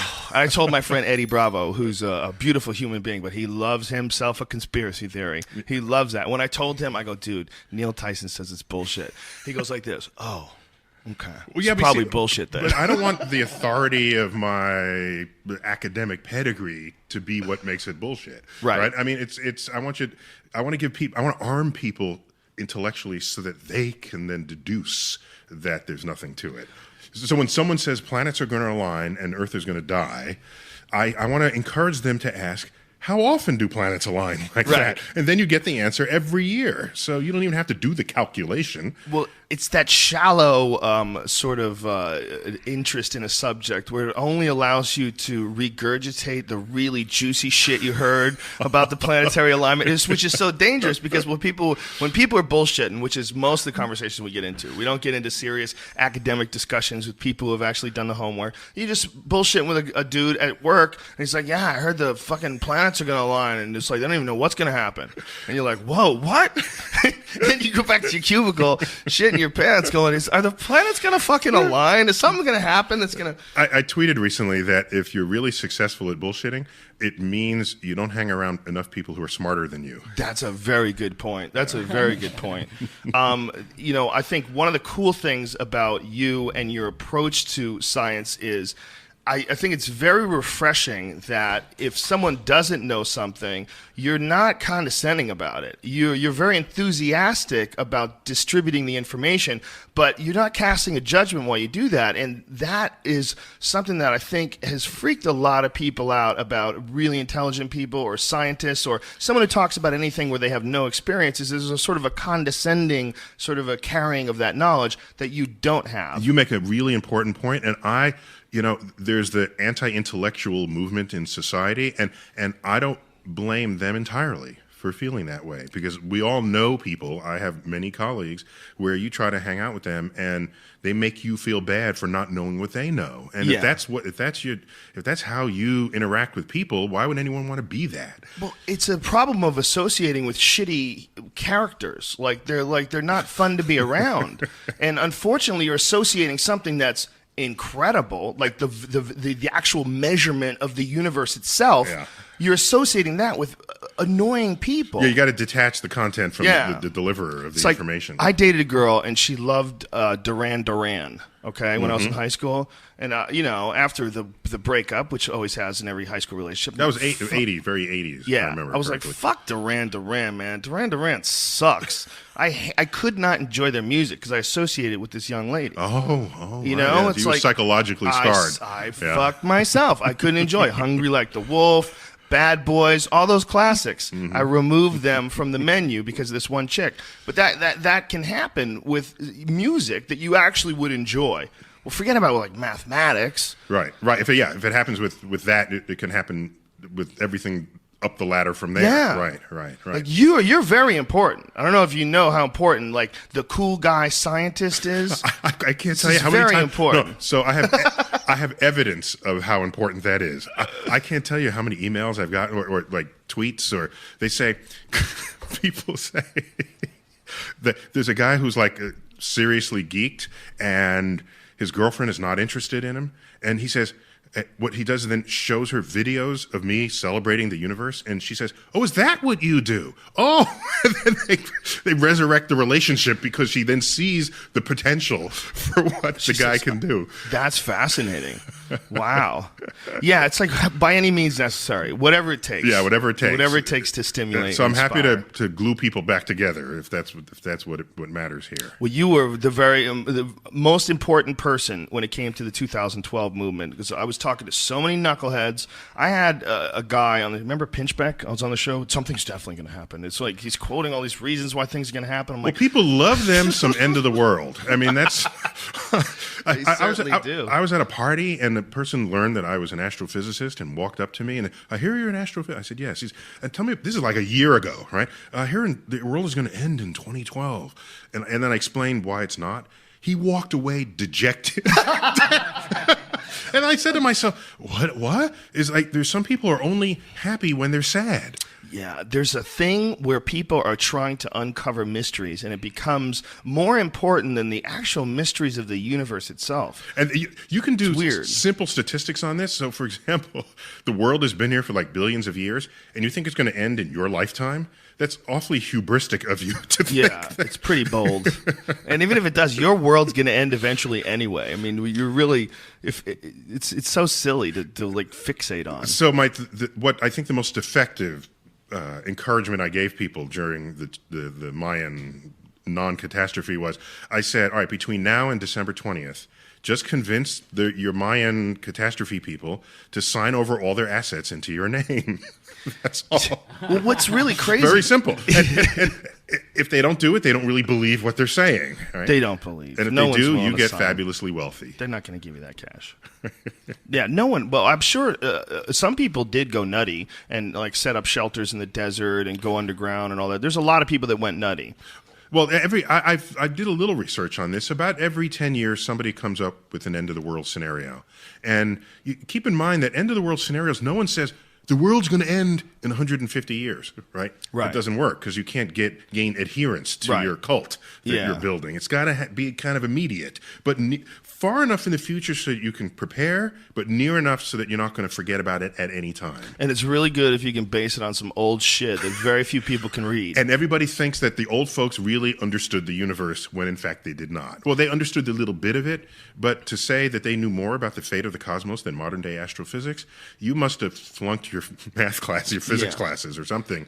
To think that way, I don't understand what's going on in those minds. It's the same sort of thinking that wants to uncover mysteries and conspiracies. It's a weird excitement to like hidden things. Now you were a moon guy for a while, right? Is that yeah, right? well, listen, my issues with not believing that people went on the moon, a lot of it had to do with a friend who had an uncle who worked at Rocketdyne, this guy was convinced that there was no way to do it. He was an engineer, and he said they were so far away from doing it that the fact that they did it, and they did it 7 times, but since looking at it, the weight of all the evidence, I reserve the possibility that some things were horseshit based on a lot of photographic evidence that they did fuck with. Well, here's like the thing. Gemini photos. Yeah, but here it is. Here it is. If you look at like the fuel that was loaded up into the Saturn V rocket, you can calculate where that fuel could take that rocket it's to the moon and back.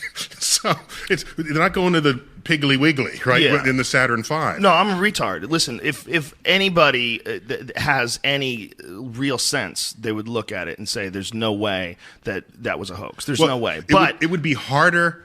See, people think it was actually hard to get to the moon. Yes, it was hard, certainly, but it would have been way harder to hoax it.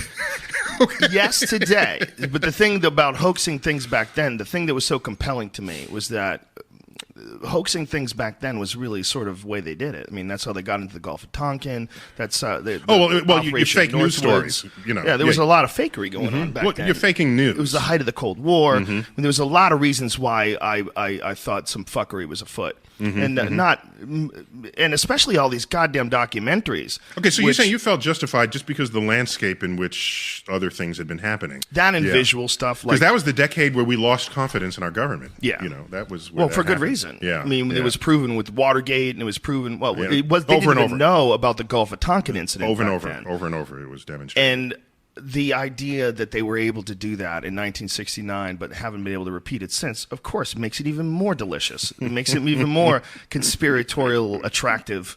And then the fact that the rock that they had given to Holland turned out to be a piece of petrified wood. You know, there was a lot of weirdness to the moon landing conspiracy. And there was a lot of not just people that were that admired it, but it was almost like a religious thing. My friend called it a technological Jesus. He said that if anything is scientific, you should be able to question it and someone would give you an answer. But there's a bit of emotion and attachment and pride with certain historical accomplishments, like one of them being the moon landing, that forbid people from actually questioning. Well, it went beyond science. It was a cultural achievement. Did you ever read Clinton's quote? What was it? Clinton wrote a book, My Life. Clinton man, not Clinton woman. No, Clinton George. What's Bill? The guy who was the president guy. George Clinton. That's the other guy. that's his opinion is equally valid. By those the way. are two very different Clintons. Yeah. I'll find it here for you. The quote was it in his book, My Life? Yeah, it was in his book, and it was all on the time where it happened. He was working with a carpenter. Well, while you're looking at it, the way I reflect on people who say we didn't go to the moon, I say, what a compliment it is of our emergent culture, technological culture, that there are members of our society that are so impressed with what we achieved that they can't believe it. Well, yeah. So I take it as a compliment that people stand dumbstruck, awestruck, that it is beyond their capacity to believe it. I don't think it's beyond their capacity to believe it. I think if you had shown them, documentaries that didn't have any of the stuff that was in the shit that I saw, whether it was the moon, did we go, or there's another one, a funny thing happened on the way to the moon, where they just show over and over again all this fucked up footage, and it's very confusing to a non-scientifically minded person. Mm-hmm. You can get on a long downward spiral. And this Clinton quote, this fucks with me. Just a month before Apollo 11 astronauts Buzz Aldrin and Neil Armstrong had left their colleague Michael Collins aboard Spaceship Columbia and walked on the moon, beating by 5 months President Kennedy's goal of putting a man on the moon before the end of the decade. The old carpenter asked me if I believed it happened. I said, sure, I saw it on television, and he disagreed. He said that he didn't believe it for a minute, that those television fellers can make things look real that weren't. Back then, I thought he was a crank. During my 8 years in Washington, I saw some things on TV that made me wonder if he wasn't ahead of his time. Yeah, look, it's a horrible quote to hear from the President of the United States if you're a confused young man and you think we maybe didn't land on the moon. You read something like that, and you go, what the fuck does that mean? Well, plus people in total give the government way more credit for organized behavior than they actually ever deserve. So I think they believe the government killed Kennedy. And I think a lot of people believe that if they did that, they could kind of do a lot of things. Yeah, I mean, so, okay, but, science is going to move on while you're, arguing that. And so, yeah, that's what there's a point where you just say, all right, I got to move on. That's the other thing that makes the conspiracy so juicy, is that science didn't move on when it came to manned space landings. That was the end. The engineering of it, yeah. It was the political will. It's money at that level, right? And what all conspiracy theories have in common is that there's a point where you have to bridge a gap in the absence of actual data, and an assertion gets laced upon it to satisfy the claim that it's a conspiracy theory. So you say, they say, well, this is true and that's true, and the only way they can both be true is if this is covered up in between. So, somebody always has to say there's a cover-up. But when there's actual knowledge about the world, nobody has to talk about covered up information. It's just there and writ large and ready to be absorbed and embraced. I agree with you. The reason why the moon theory is so juicy for people is because there's so much of this stuff that you could point to, and so much of it that looks like evidence of fuckery. You know, whether it's well, take for example the assertion that the photos from the lunar surface, since the moon has no atmosphere, then a daytime picture.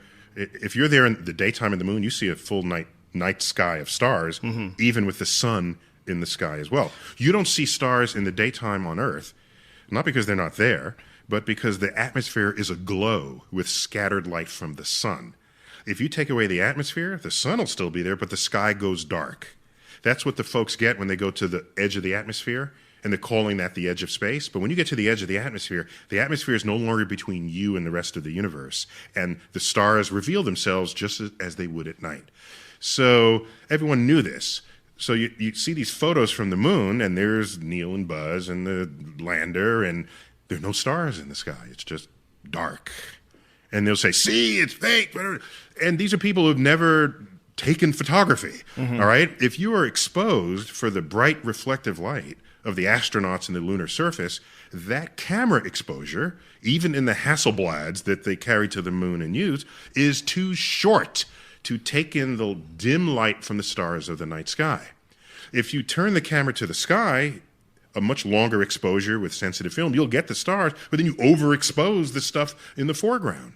So photography 101 answers that question. But there are huge websites given unto this. And so what that told me was that people simply wanted to believe that it was a hoax, and then made all the information fit that need without actually caring about the scientific truths that, with any evidence, would disprove all of what they were thinking.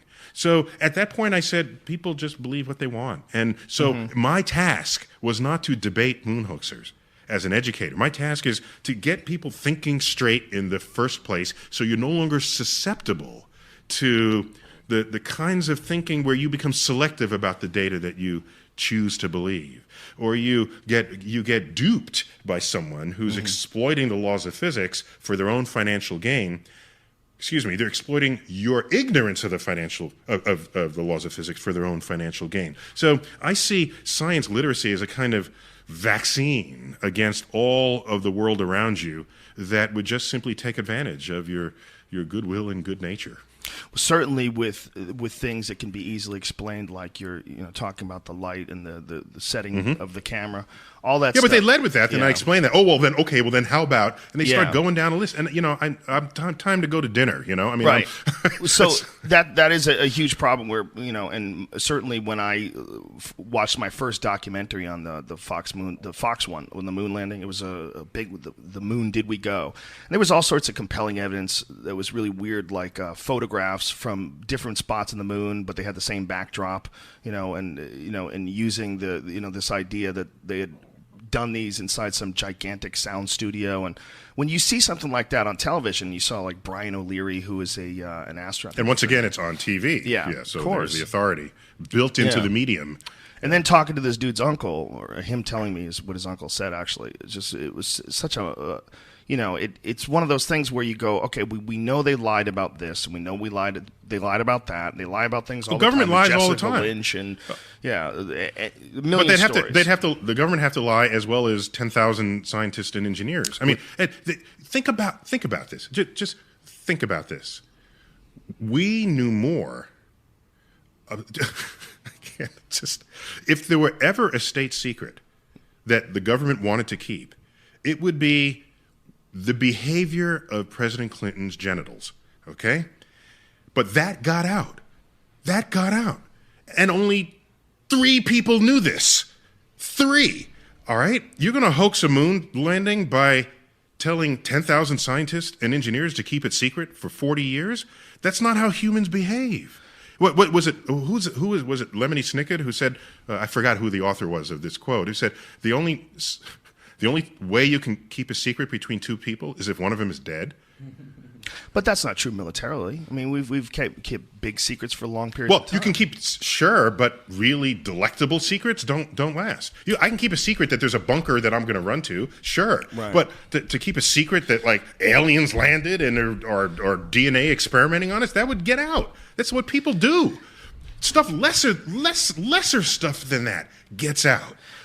Well, when you hear things about like Area 51 and like the Robert Lazar interviews, have you ever heard of any of that stuff? For it to be true requires that you say someone is keeping something a secret. So you don't think that anybody's capable of keeping secrets? Not on that level. Oh, no. I don't. Oh, my gosh. I completely disagree. I think that friends can keep secrets. Oh, sure.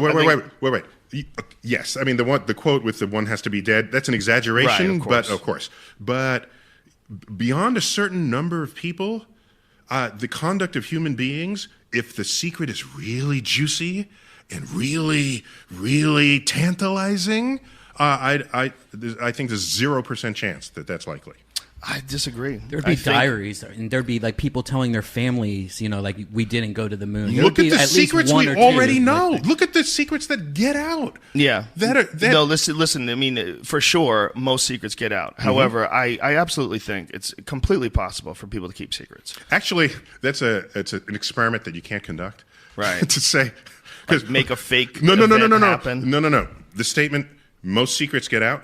Right. For all you know, that's 100% of the secrets. It could be. Yeah, you're right. It's just a simple, untestable fact. Well, don't you have any secrets in your past that you got away with? Sure, a lot of people got away with some secrets. Yeah, but I didn't tell it to 10,000 people and say, keep it a secret. Well, the idea is that if you're talking about NASA, the idea about the moon landings was that it was compartmentalized. And, the big one is that Stanley Kubrick was the... there's actually a fascinating documentary. Again, fucks with my head because... As I've always said, it's terrifying when you're too stupid to know who's dumb. And that is often where I find myself when I'm watching these things. And there was this documentary that was all about the different sort of techniques that Kubrick used in 2001 and how he brilliant and pioneering. Yeah, he had changed the way you reshot gigantic scenes by some new process called it was something about front projection. I think that was basically what the name of the process. And then he showed all the evidence of front projection footage in the moon landings.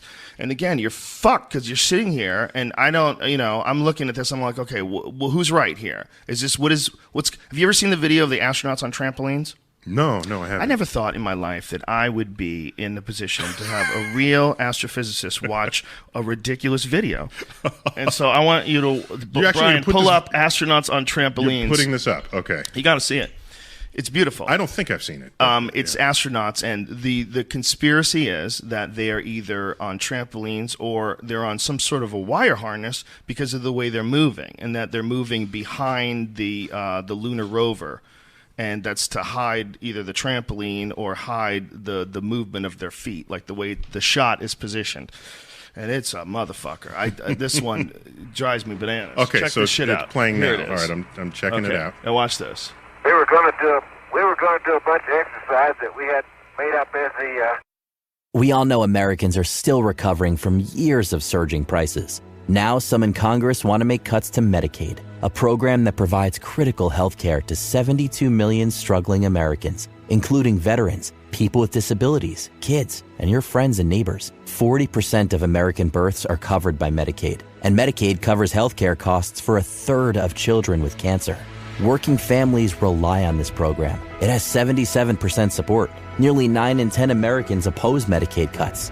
Did you know that 12 million Medicaid families live in rural communities? Many of these people voted for President Trump, but they didn't vote for this. If Congress cuts Medicaid, a lot of rural hospitals could close, and a lot of rural families will be hurt. No matter how you look at it, cutting Medicaid just doesn't make sense. Tell Congress not to cut Medicaid. Our health and our communities depend on it. Paid for by the Coalition to Strengthen America's Healthcare. This episode is brought to you by Farmer's Dog. It doesn't matter how old your dog is, it's always a great time to start investing in their health and happiness. And thankfully, the Farmer's Dog makes it easier than ever to feed your dog a healthy diet of real meat and veggies. Dogs prefer their food, even picky dogs, and owners prefer their service. If you have a question about your dog, your plan, your delivery, or anything else, they have 24/7 customer service that connects you to real humans who are genuinely interested in providing the best experience possible for you and your dog. They give you detailed instructions on how to transition your dog to fresh food and even pre-portion it for your dog's specific needs. Feeding your dog healthy, human-grade food shouldn't be complicated, and with the Farmer's Dog, it isn't. The entire experience from box to bowl is a breeze. So, try the Farmer's Dog today and give healthy, freshly made food a try. You can get 50% off your first box of food plus free shipping. Just go to thefarmersdog.com/Rogan. Tap the banner or visit this episode's page to learn more. Offer available for new customers only. Lunar Olympics. Show you what a guy could do. Doesn't that look like a guy who just got yanked up in the air? Look, check this out. But for a 380-pound guy, that's pretty good. They threw that out. Yeah, jump flat-footed, straight in the air. 300, about 4 feet. They fell down. Wow. Look at this. Whoa. I mean, that ain't any fun, is it? what are they doing? That ain't very smart. Well, I mean, obviously, if you're a person who's not scientifically inclined and you're prone to conspiracy theories, guilty of both, and you see something like that, you go, what the fuck is going on there? Is that really the moon? Are they really jumping around like they're on trampolines? It looks like a guy's getting yanked up by wires on the moon. Well, I'm just saying, you look at the trajectory of the Saturn V rocket, and so That's nice, but that doesn't mean a person was in it. When you watch that, doesn't that look weird, though? Well, okay, you're saying if you don't know what the laws of physics would do on the surface of the moon. 1/6 gravity, when you're watching this, doesn't that look weird to you? Okay, so I understand the how susceptible one can be when you're confronted with what is given as evidence. Yes, yes. So and if I don't otherwise come across that way, I am sensitive to that. Right.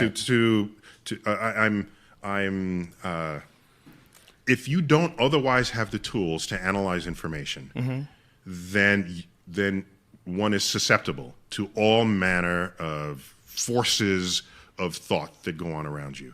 And like I say, by then for me, I don't have the energy to fight all of that. Right. Like, of course. I just teach people sort of how to think about information, and then I walk away, and then they make a life, or they vote for whoever they want, but they've got intellectual defenses, and so that's that. There are other people who take them on head to head. You know, like Michael Shermer, big skeptic. Yes. And more power to him. He's got the patience, and he's got good analogies and and he can present to you the evidence, the psychological evidence of why we're susceptible to this. He's got a whole book called "Why We Believe Weird Things." You know, I mean, it's. Do you think it's weird to look at that video and think it looks odd? It'd be weird if you otherwise knew what it looked that like. A 33-story rocket filled with fuel launched from Cape Canaveral, took several orbits around Earth, went to the moon, took pictures from the front side of the moon, the back side of the moon, images from the surface of the moon. A week later, it comes back. An aircraft carrier goes into the Pacific to pick up a capsule out of the ocean. People get out of the capsule, get on the spacecraft. The president meets them. Life magazine writes profiles. But that's all emotional. But it all built. After you get to a certain point, I'm just saying it builds. And then someone shows you a video and says, Right. well, maybe all of that didn't, that was all fake. Well, the idea is not even that it all didn't happen. A lot of the idea proposed in the Kubrick documentary was that the footage was fucked up and that they made a lot of extra footage. And that a lot of what you see is faked footage where they were worried that they weren't going to be able to do it, so they decided to fake it, and some to see if they could fake it, that there was two schools of thought. Okay, that's a whole other thing. That a says whole other we did thing. go, but they needed a movie director to help out the view. Well, you ever see the Michael Collins photos? And these are really annoying, but I'll show them to you. Where This was Gemini 10 spacewalk, but it wasn't really a spacewalk. It was a simulation, and they just blacked out the background and used it as NASA used it as like press clippings. So when conspiracy people get a hold of that, they go, aha! Which is probably just they needed a photo, they didn't have one. The fucking guy really did spacewalk, duh, you know, and they just decided to just say, just do a little fuckery, just say the guy's walking around space.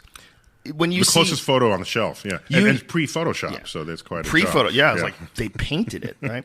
So like you see something like that with your knowledge of physics and with your understanding of vacuums and zero gravity. That doesn't look. It's completely straight. It looks totally normal. Well, yeah. It depends on how quickly they return to the ground. I mean, these are you have to sort of judge that, and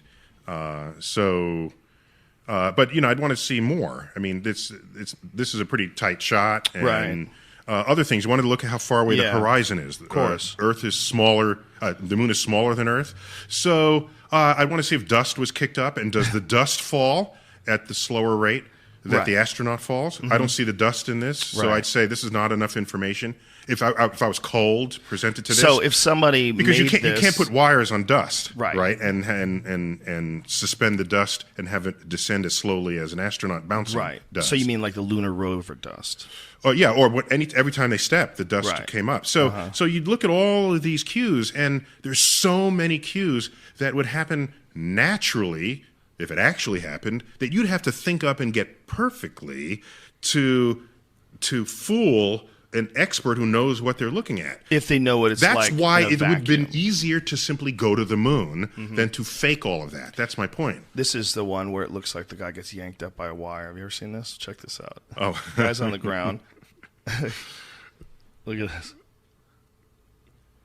Yeah, he fell forward and just popped back up. Yeah. And now what people, I think, especially people like myself, would have to wrap their heads around, I guess, is that this isn't just a vacuum, but it's also a vacuum and 1/6 Earth gravity. Precisely. So you're dealing with a completely alien environment. So how much do you weigh right now? 190. 190. So you're packing it in there, huh? So you're saying I'm fat? How rude! Neil Tyson just said I'm fat. Don't make me show you my six-pack, son. The Budweiser on the side of the table. How rude again! This is damaging to my confidence. So you have muscles to accommodate your 190-pound body. Fuck yeah, I do. All right. Look at that shit. So now let's add a 200-pound pack on you, backpack. So now you weigh 400 pounds. Right. All right. Well, he said 335, but I'll give you that. Okay. Yeah. Just round it. Right. Just That's what round he it. just said. Just get big round numbers. Right. What he said, okay. So let's say you now weigh 420 pounds. You're sluggish here on Earth. Right. I put you on the moon. Your muscles that normally are accustomed to 190 pounds now are maneuvering, are manipulating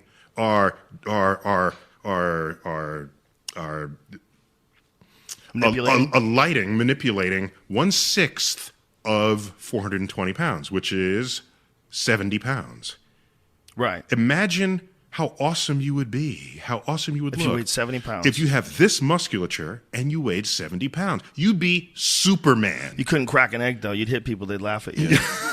You know? You would be Superman. You'd have to have really good technique. You would pop up. You would just, on your toes, you'd jump to the ceiling. Right. So it's cool. So what I'm confusing is what would happen in an Earth's environment. That's your life experience. Right. So this is the bias you bring to it. It's an understandable bias, and that's what makes the world, the moon, an otherworldly place. So 70 pounds. It's that literally. You literally could spring up as if you were pulled by a cord, like you would look like. You can spring better because the cord has to make you feel like you're 70 pounds, but now you are 70 pounds, so you just do it. I really enjoyed Mythbusters' version of it.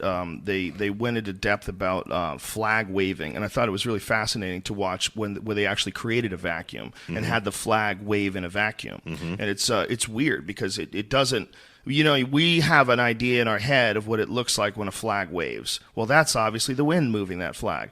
But there's wind here. There's nothing. There's zero atmosphere.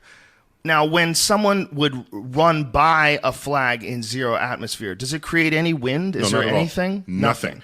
So if a guy hops by a flag and the flag blows in the breeze, what's causing that? Is that a faked footage or is it depends. Fake video? Yeah, yes. If you walk by a flag no, it's not has nothing to do with zero G. It has to do with no atmosphere. Right. Right. Yeah. So you walk by a flag, there is no breeze that is left behind you in the wake of your steps, and depending on how much air you displace.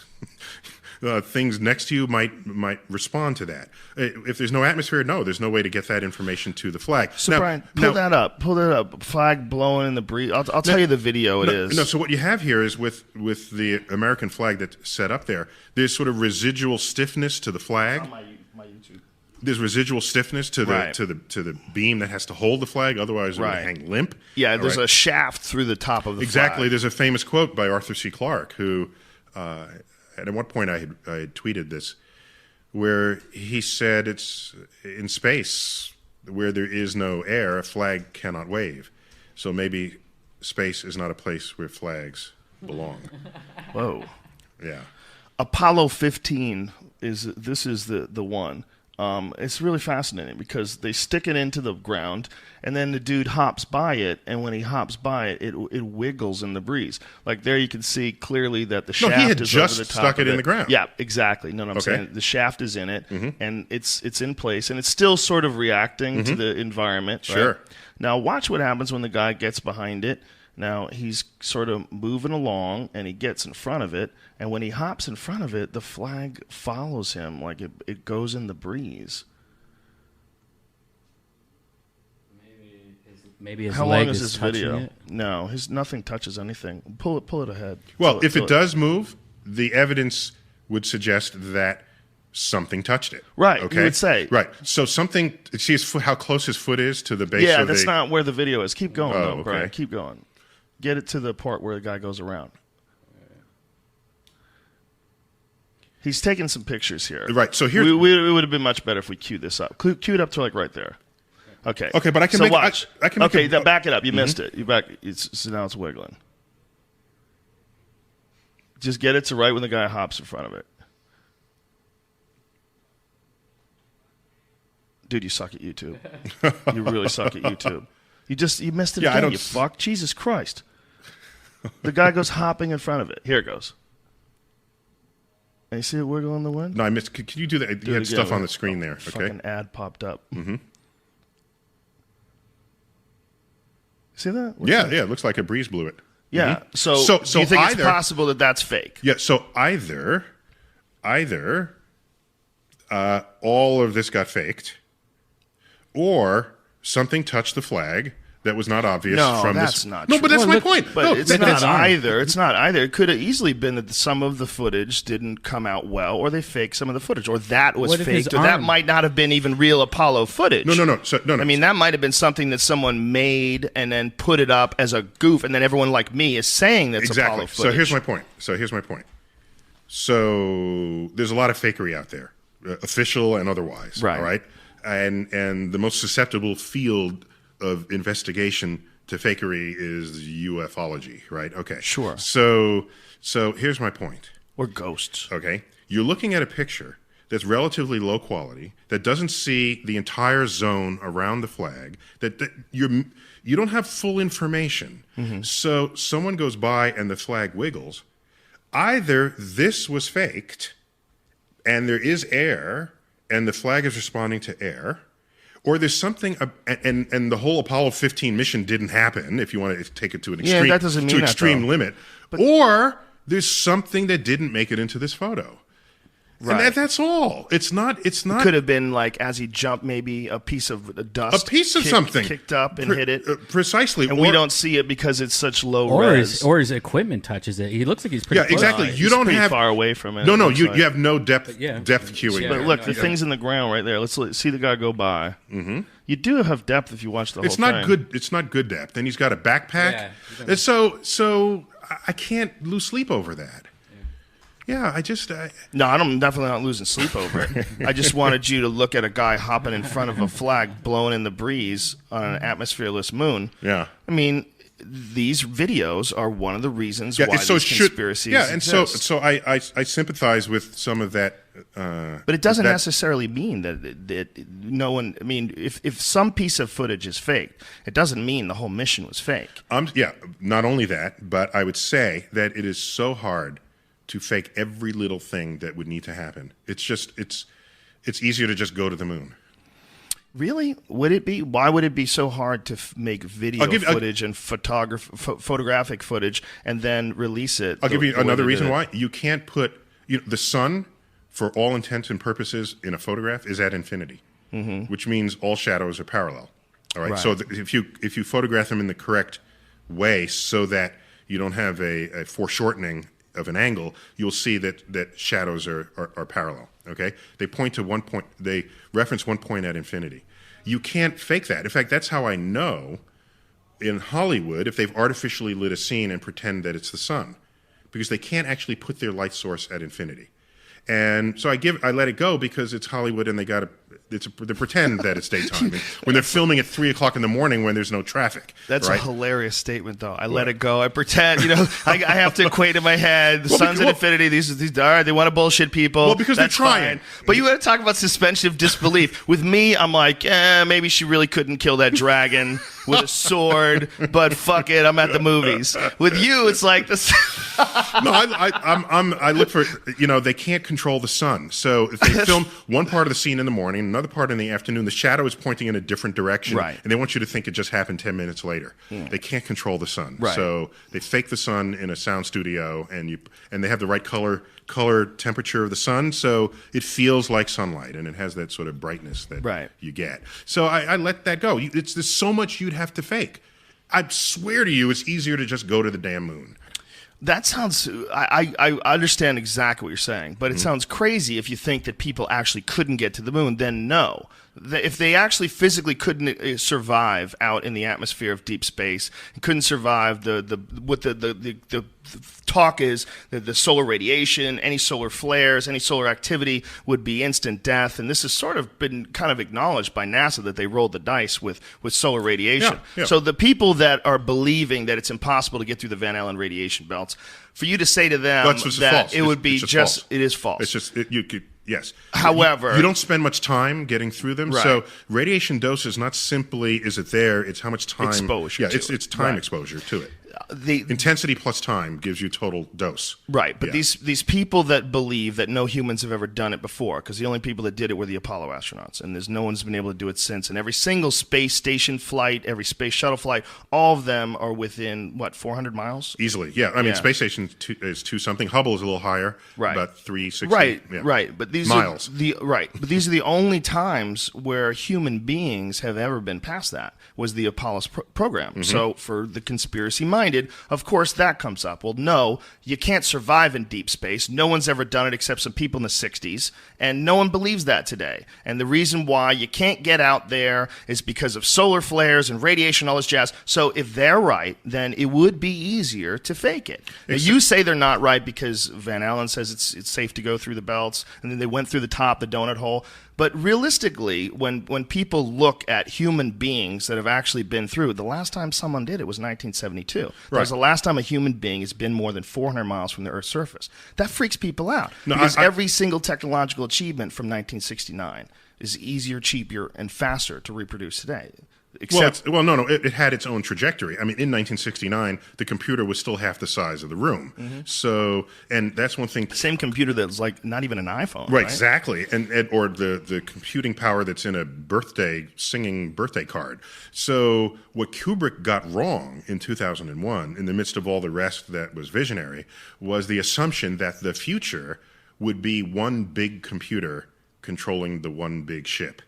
The notion of distributed computing, where you would have the power of a mainframe sitting on your hip, was unimagined at the time. So yeah, things got systematically more powerful, but that's a natural progression of technology that's been going on since the Industrial Revolution. Right. That alone shouldn't surprise anybody. No, that doesn't surprise anyone. The argument is that the manned space flight is the only thing that hasn't advanced. If you watch these movies from the 1970s, they talked about 2010. My God, there's going to be space stations on the moon, and there was Space 1999. Do you remember that show? Yeah, of course. Yeah. God, yeah. I mean, but the reality is our manned space exploration ended. I'll tell you why. Money. Yes, that's the Financing, funding. clean, clear answer. But there's a more subtle answer. All right. When we went to the moon, everyone assumed, because of the way it was marketed, there was the profiles in Life magazine of each of the astronauts, and you saw their families, and the president said we should do it, and it was this grand mission from NASA, a civilian space agency, and the World's Fair in New York, 1964, was all about inventing a future. So we were living that romance. All right. What we were not reminding ourselves is that the only reason why we went to the moon is because we were at war with Russia, with the Soviet Union. That is the only reason at all. If you don't carry that motivation with you, and you're only thinking that this is simply the next technological thing to do, that when we learn that Russia's not going to the moon, therefore we have no reason to continue, and we stop, you then you cry foul and you say, well, wait a minute, how about the future? How about Mars? And how about the rest of that? Well, the rest of that was not ever in the plan unless unless Russia had planned to do it. And so it was not a natural flow of what our technology would have done because it didn't flow out of our economic creativity. It came out of our urge to not die. And so when you have that scenario, of course we didn't go past the moon after 1972. We were no longer competing with Russia to do that. I understand what you're saying, and if I was more conspiratorially minded, I would argue that that's a nice, convenient thing to say, but the reality is we still kept up as far as other avenues of military, whether it's building better bombs or faster planes. Of course. And it was all about military superiority. Of course. Like, wouldn't we be the first to set up a base on the moon? Wouldn't we be the first to... It's not necessary unless Russia does. Right. In fact, most of what we did in space was reactive to Russia. We were not the first in space. Russia was. We weren't the first to send a life form into space. Russia was. Russia sent a dog. We weren't the first humans in space. Russians were. Russians even put the first black person in space. It was a Cuban cosmonaut. The achievements in space. What we did, we got to the moon first, and then we said we win, and so we have repainted that era in our memory as we are the pioneers, and we did it because we explore. No, we did it because that's a nice after-the-fact window dressing you can put on that achievement, but we did it because we were at war. There's no... Once you understand that, it allows you to understand why we stopped. I completely hear what you're saying, but you are fueling the conspiracy fires, and the people right now are thinking, Neil Tyson is working for the man. This is what's going on. He's come on this show to try to explain things in a very logical way. Look at him with his tricky facts and logic. Yeah, the muddying it with information facts. About history. I agree with you, but I still see room. I still see room for fuckery. It means Mars is not in our future. No, it doesn't. Unless one of two conditions are satisfied. Either China says they want to put military bases on Mars. We're on Mars 10 months after that. 1 month to design, build, and launch a Mars-worthy craft, and 9 months to get there. All right? That's if China says they want to put military bases on Mars. We're there tomorrow. All right? That's one way to get there. Another way, we find some economic justification for doing it. We're motivated by, I don't want to die, and I don't want to die poor.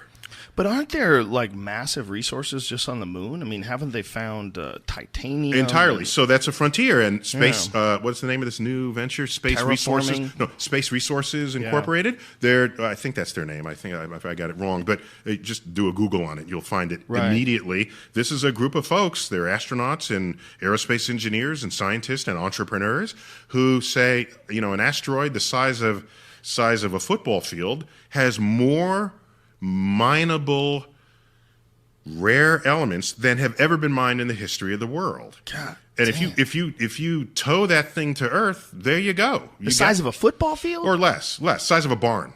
So there are platinum group. See, nature already did the sorting of the elements for us. All right, there was something called planetesimals, objects that didn't quite grow big enough to become planets, and then they were susceptible to being shattered back into asteroids. So when you make a planet and it's still molten, the heavy stuff goes to the middle, Right. Because it sinks and the light stuff floats. Well, what's heavy? Iron is heavy. Platinum is heavy. Iridium is heavy. Uranium is heavy. All the heavy stuff is heavy. So nature then sorts it. The geologist calls it differentiation. It sorts it. Now you have this cosmic object that later on gets shattered.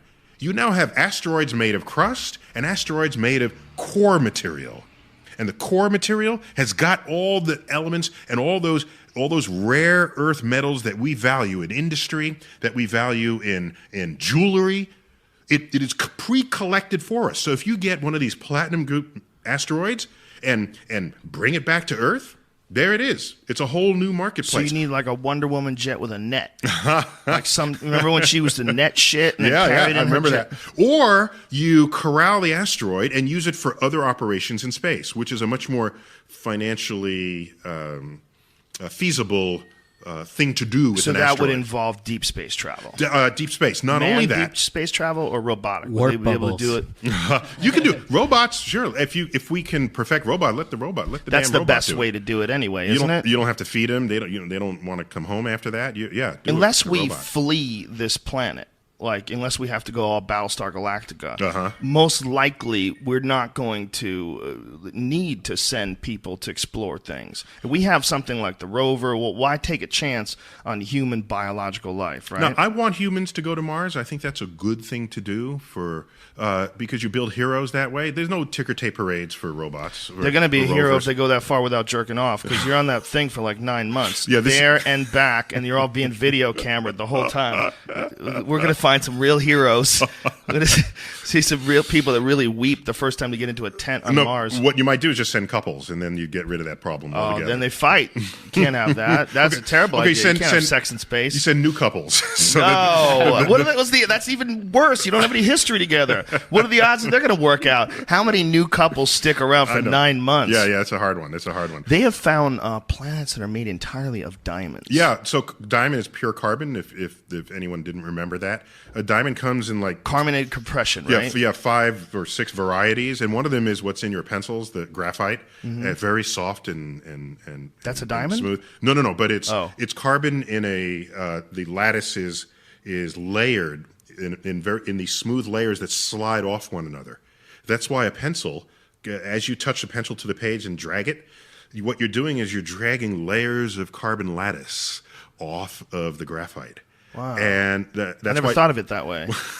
it's actually pretty cool. It's very cool. Yeah, it's almost sensual, right? There's Yeah. layers of graphite. Yeah, it's like a sculpture almost. laid to the page. A 2D sculpture. Obeying your every command, allowing you to communicate with other humans. Yeah. There is a pencil. That's what's going on inside what we call the lead pencil. Lead is just the term for what the graphite that's in a pencil. It has nothing to do with the element lead. So other forms of carbon, lately we discovered the buckyball. It's carbon 60 carbon atoms that make a sheet that has curved into a sphere, the shell of a sphere. And it's essentially the lattice points of a soccer ball. There's 60 of them if you do it right. And then you get what we call a buckyball, because it's buckyball is named after Buckminster Fuller, and he, remember the geodesic dome? You remember Yes. those? Okay, so the lattice of this is calls to image what the bucky. Let me say that again. I follow you. Yeah, so the geodesic domes, which Buckminster Fuller made popular, I guess, in the 1960s. They predated him, by the way. He's credited with inventing it, but he didn't. It was invented by Zeiss, the planetarium manufacturers in East Germany. There were some engineers there. They invented this. This is an aside, but I think it's a pretty cool aside. They invented a new way to project stars on the ceiling. It's the first optical projector. And they put it on their ceiling and say, this would be cooler if the ceiling were round. Do we have any round ceilings? No. Okay, well, here's a couple of dollars. Go build one or invent one. And they invented the geodesic dome just for the purpose of showing a dome where the stars would fit. And this was in 1923. Wow. Yeah, it was pretty cool. That's amazing. So anyhow, carbon. So you put the carbon atoms at the intersection points of a geodesic dome, and you basically get something that resembles the buckyball. It's a new form of carbon. It's one of the forms, and one of them is diamond. And diamond, the lattice is very tightly bound, so no part of a diamond will slide off of any other part. And diamond is the hardest natural substance known, and that's why you have diamond drills, you have diamond anvils, and a diamond, because it's transparent and it's also very dense, light actually slows down inside of a diamond. It is only 40% as fast in a diamond as it is in the vacuum of space. And because of that, it bends so severely in the cuts of the diamond that you can get double and triple reflections inside. So light from one direction comes out in a different direction, making the diamond look like it's radiant on your finger. It's pure carbon. It is the same stuff that's in coal, except treated differently. There was a man who they wrote an article about him in Wired magazine a few years back, where he had acquired some sort of technology from the Soviet Union where they had figured out how to make diamonds. Oh, they're making them now. Yeah. I mean, I hosted Nova Science Now. I don't anymore, but in my tenure as host, we visited. They blindfolded me because they don't want De Beers to know about it, and took me to a secret factory, a manufacturing plant where they're layering carbon onto a lattice in just the way a diamond is created, and they're just building diamonds. They blindfolded you. Oh yeah! In fact, they took away my iPhone because my iPhone has the inertial memory of where it has been. So that had to be turned off, and I was blindfolded. And then we did the interview in the factory, and we looked inside the special patented devices where they make it. Now, here's what's the real weird thing about that. Oh, by the way, wait, then I took some of the samples of diamonds that they made and went on to 47th Street in New York, which is the diamond capital of the world, and I showed it to the guys there, and they were purer than any other diamond they had that had been hauled from Earth. This is how ridiculous chicks are. This is what I'm going to get to. My wife says she wouldn't want one of those diamonds. Why? Because they're artificial. Well, so I spoke to the merchants. You know how crazy that is? I spoke to the merchants, and I said, what are you going to do if there's a flood of these diamonds on the market? They said, people are not going to want them. He sounds like your wife. Exactly. Because they want to know that it was forged in the fires of the belly of the earth. Yeah. And not just out of somebody's back lab. And I said, okay, but, these are pure diamonds than anything Earth is creating because we can do a better job making diamonds than Earth can. And so for me, I'd take the artificial diamond. Fuck yeah. And some poor African kid doesn't have to chip it out of a rock with his hands. Good point. It's a very important This point. is technology replacing human labor once again. Well, isn't that a weird good thing? way. Does it freak you out when, obviously you're very technologically minded, but when you realize where these conflict minerals come from and the actual stuff that's in your iPhone, someone might have dug it out of a hill in a poor community in Africa. I mean, it's incredibly ironic. Yeah, but it's not uniquely poor as a community that's exploited for some economic gain. So my issue wouldn't be, I'm concerned about these minerals. I'm concerned about all the places where that's happening. Sure. And but how many? But it is ironic that the most technologically advanced shit we have needs to come that way. That's where in 2012. Until they've started reform in these areas, that's where it was coming from. Yeah, that's except how it was getting to us. I wouldn't call a diamond technologically advanced. When I think of technology, I think of machines. Conflict minerals. I meant conflict minerals that are in lithium ion. Things of that nature, okay. Coltrane and your cell phones. Okay, right. Yeah. So diamond. So yes. Getting back to what started blood this. diamonds. Getting back to what started this. Carbon is the fourth most. Carbon is the fourth most common ingredient in the cosmos. And so in the cosmos is full of places where there's high temperature and high pressure and a lot of time. And we are delighted but not entirely surprised that there are places in the universe, even entire planets, where a large part of their composition would be pure diamond. How long does it take to create a diamond in the Earth's inside? I'm not up on the very because pressure matters here as well, and you can change one and that affects what you need for the other. And I don't have that map memorized in my head, but it takes a long time, I mean, way longer than your lifetime. So you once you run out of diamonds in the earth, you're not getting any more diamonds. You're going to have to make them yourself or find them elsewhere in the universe. And how long does it take their machines to make them?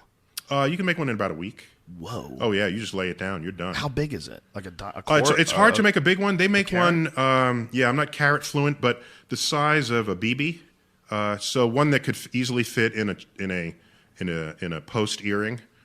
So that's it? They can't get a big, fat, crazy It's Jay-Z harder. type rock? An Elizabeth Taylor size? Yeah, No, they're not there yet. No, they're not. Kim Kardashian Those are type rare rock. anyway. Those are extremely rare anyway. And the most common diamonds are small. So, yeah, they can certainly compete in that marketplace. It doesn't De Beers have, like, the rumor is, the conspiracy theory is, we should play that. here's Keeping the theme going throughout the podcast. The theory is that there's a warehouse that they keep. There's so many diamonds that they artificially inflate the price by, slowly releasing them to the marketplace. Is that true? Yeah, I think there's not a pure market in diamonds. And I think in the lingo of economics, if there's a market in something, it means it is traded often enough so that the price at any given moment is the actual price, the actual valuation of that object in the world at that time. And it presupposes that there's full access to supplies and demand, and nothing is being withheld. So, yes, De Beers is withholding, if not De Beers, someone else, is withholding diamonds from the marketplace to assure a certain price. If they flooded the market, the price would drop. God damn it, Mrs. Rogan, you listen to this shit? You don't need a real diamond. Well, here's the scary part. It's ridiculous. The universe. Here we are killing each other over resources buried in the ground and in the sands, including sources of energy, chemical energy in that case, whereas the universe has an unlimited supply of everything. So including energy. Why isn't that reflected in the budget that we put into space travel? It seems ridiculous and short-sighted. It seems like you could take all this military-industrial money and say, listen, you fuckers want to get really rich? Let's get crazy. Let's go space cowboy style and go lasso some rocks. The Space Resources Company is doing exactly that. What is the Space Resources Company? They're targeting asteroids for economic exploitation. How does that work? Is space eventually going to be like the homesteaders back in the 1800s, where you would move there and get a plot of land? Are you going to be able to claim plots of space? Currently, space law, which is an interesting frontier at the UN and in other places, space law has certain rules and regulations. One of them I think is unrealistic, and it has to do with the waging of war, and I'll get to that in a minute. But the other one is aliens, like space war. No, it forbids warfare. It forbids space from serving as a platform for war. For war. Yeah. Oh. But I think that's completely naive and unrealistic, and I'll tell you why in a minute. But okay. And people say, space should be a peaceful place. I think that is naive. That's naive, bordering on stupid. They obviously haven't seen Battlestar Galactica. Yeah. So in space, so the way the books now read, it could change with emergent consensus. The way it now reads is you cannot own anything off the Earth. However, no one can stop you from putting a flag on it, and no one can stop you from mining resources from it. You just can't claim to own it and require that someone else pay you to use it. Okay? So in other words, there's no private property, there's no private objects in space. But if you do acquire an object and you bring it back, can you use it for profit? That hasn't been fully explored legally yet. Yeah, if you invested all the money, I think the laws are going to go in the favor of free market capitalism. And this is why conspiracy theories will step in and say that's why Obama's moving towards socialism. They're trying to control all the resources in space. They want to pull in all those minerals and diamonds and ruin the Jews in their marketplace stranglehold on the diamond industry. Except the rate at which Obama's plan to return to space is not commensurate with that as a viable. Unless you take into account the conspiracy theory to keep the elites alive forever and start killing off people with eugenics. and wars. There's a lot of people that's another very fine conspiracy theory. Crop circles and chemtrails. I don't know if you're familiar with either one of those. I don't know about chemtrails, but certainly crop circles. Everybody knows about crop circles. I mean, come on. You don't know about chemtrails? No, what are chemtrails? I need to introduce you to Eddie Bravo. No. What chemtrails are is one of the easily the silliest conspiracy theories. There's there's validity to it, unfortunately, in that, first of all, cloud seeding has been done in many cultures. It's done on like a regular open basis in the United Arab Emirates. In Abu Dhabi, they made it rain 50 times last year. Like they're doing it every week. I mean, you can do it. We know that scientifically, but what they're claiming is that the government is spraying shit out of planes, and these are not regular planes. And those contrails that last forever, those are actually chemtrails. Those are fake clouds, and there's all sorts of different things they're spraying that control the populace through spraying. What is it? In what way is it controlling us? Well, I mean, Listen, what is you're it? asking What is it? for too many facts. You've already gone too far with this. I had to talk to a pilot. I said, okay, like this is driving me crazy, because they were like, when we were kids, man, those clouds in the sky, when a plane would fly over, they would dissipate really quickly, but now they stay forever. They're fucking spraying us with shit, man. This is how crazy people are. So then I talked to a pilot and I said, okay, why is it, how come sometimes the clouds go away and sometimes they don't? Persistence of contrails. It says it's the amount of how much water is in the atmosphere, which varies. Yeah. And I go, thank you. That's all I need to know. So when the jet engine flies through, it makes an artificial cloud. It really does. It spirals up the water and the wind, and in its wake, it leaves this temporary cloud. And it has to cool in order for it to condense. And if you look immediately outside of the engine, there's an interval where it is not clouded.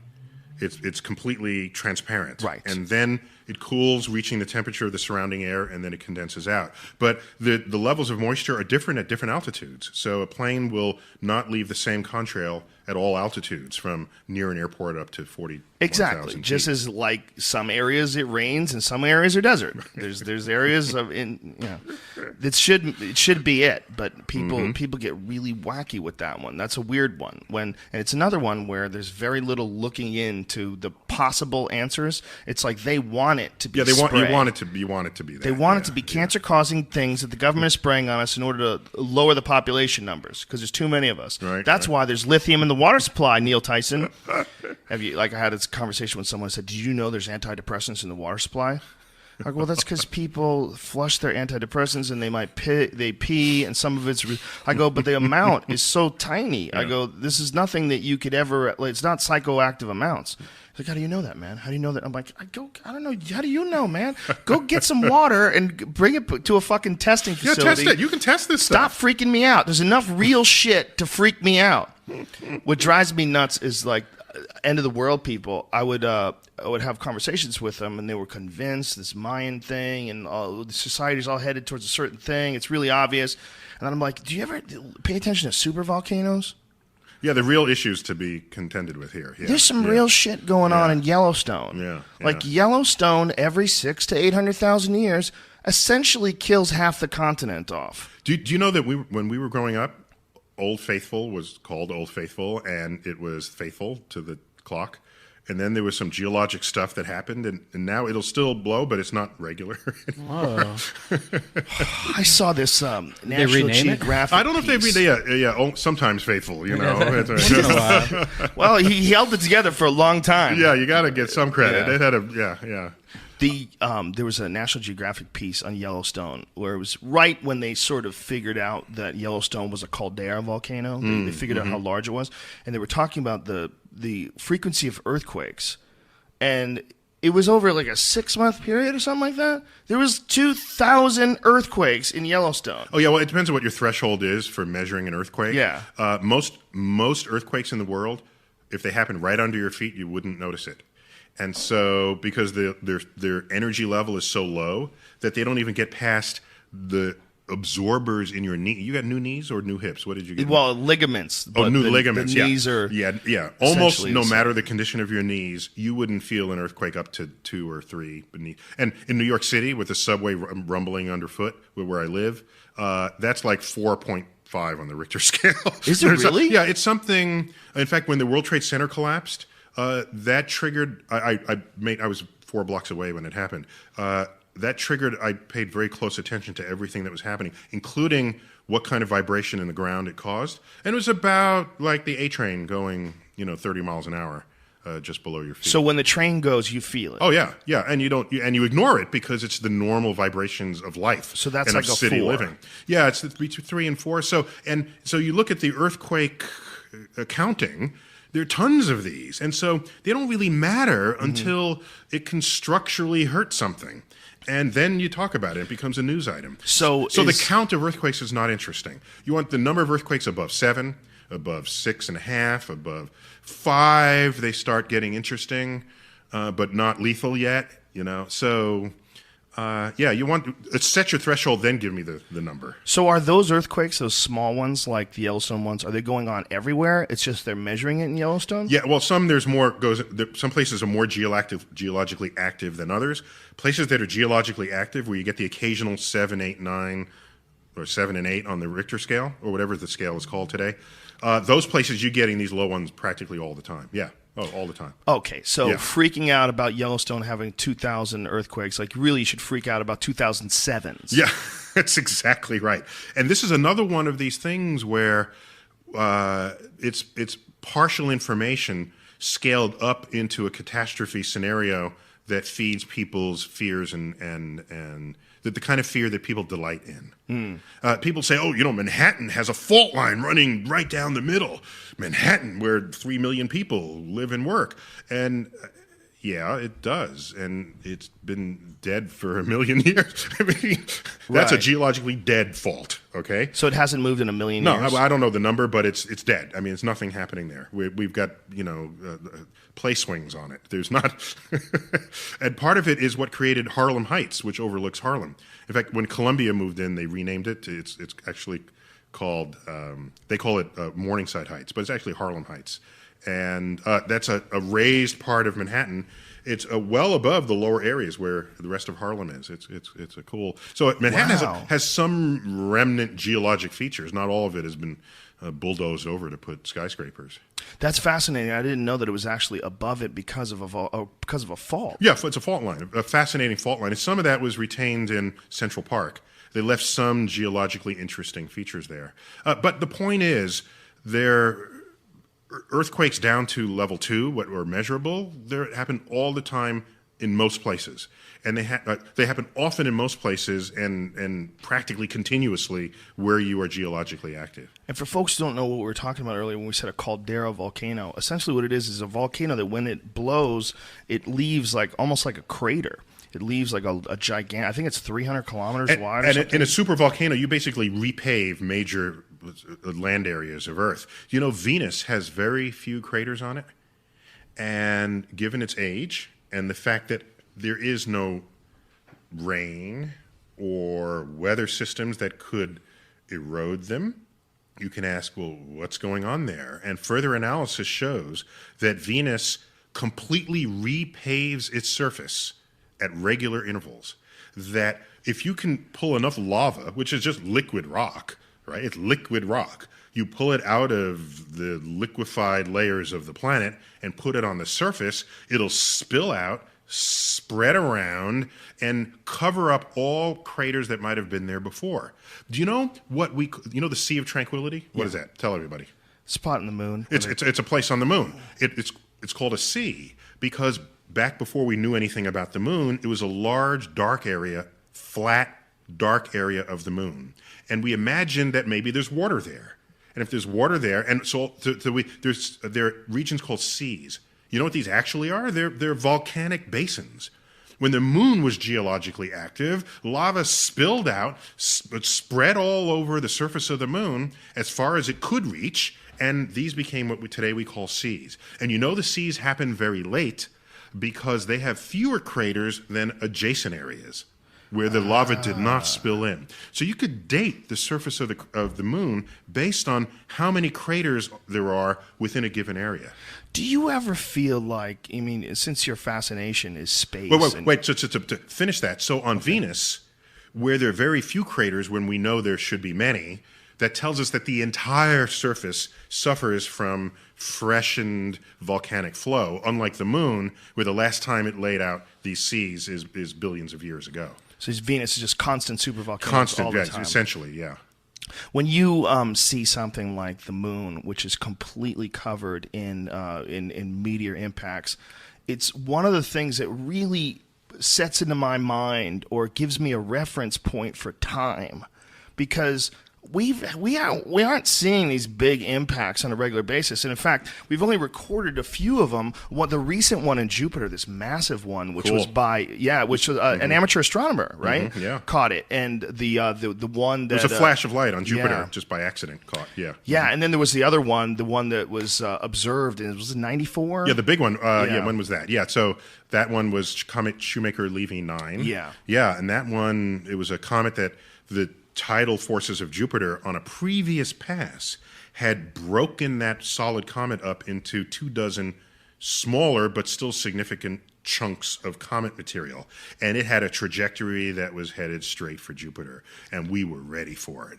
And the Hubble telescope was in place, and everybody was aiming. And each one of these blobs of comet that fell into Jupiter, it plunged into the atmosphere and exploded with more energy than all the bombs in the American arsenal. And so a better way to say that is it plunged with more energy than the impact that rendered the dinosaurs extinct on Earth. And so to get a sense of the energetics of the solar system, it's extraordinary. And so the solar system, to get to your point, is a shooting gallery. Mm-hmm. And the moon, which is sitting right in front of our nose, it's our nearest neighbor. That, writ large, is the evidence of what Earth plows through daily. And we are protected by our atmosphere from most of it. And my other point was that when you see that, you see all the impacts, that there's so many impacts, when you try to wrap your head around how many years a million years is, how many years a billion years people is. It's one of the hardest things. It's impossible. Our brains are wired for understanding whether we'll be eaten by a tiger or lion, all right? Or whether, the space and time, our minds interact with it in very terrestrial ways. With the advent of the telescope and our understandings of the laws of physics, we've had to come to an understanding of the depth of time and the expanse of space that completely transcends what it is natural for us to contemplate.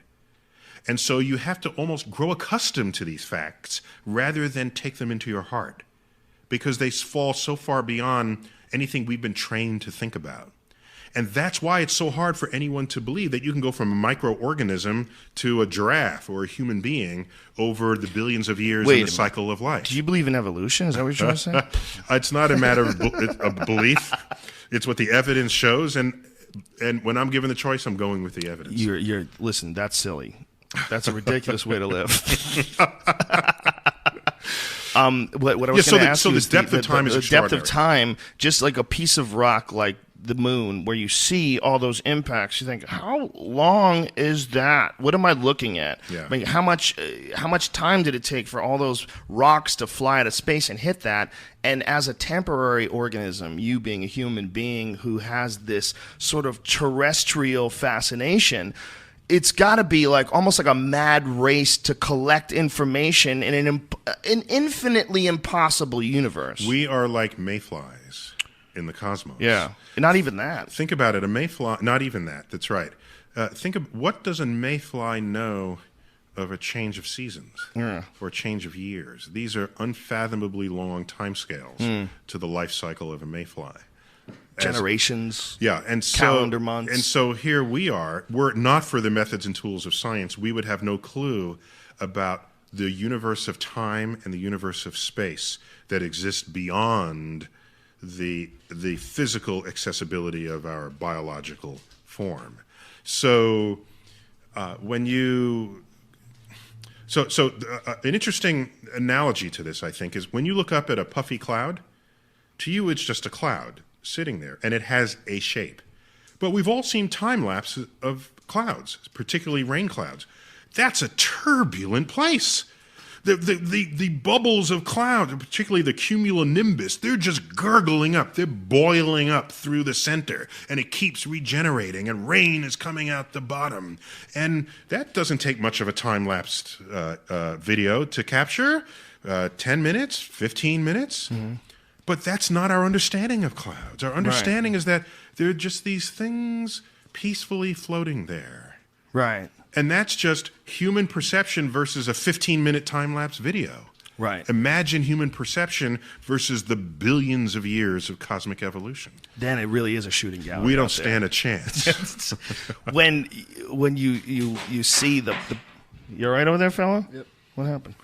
When you see the potential hazards and catastrophes of space, and you think about the temporary lifespan of the human being, does it frustrate you at all? I mean, does it seem like, God, I'm going to miss a lot of shit? Well, there's several consequences. One of them is we don't know how to understand those dangers. If I say a killer asteroid is going to come every 100 million years, you'll say, don't worry about it. But when it comes, it'll render you extinct. And we don't know when it's going to come between now and 100 million years from now. Do you even have the temerity to say, well, I'd better build a protection plan in on the possibility that it comes in my lifetime or in the lifetime of all my loved generations that follow? We don't know how to react. We're not wired for that thought. Let me tell you how badly we're not wired for that thought.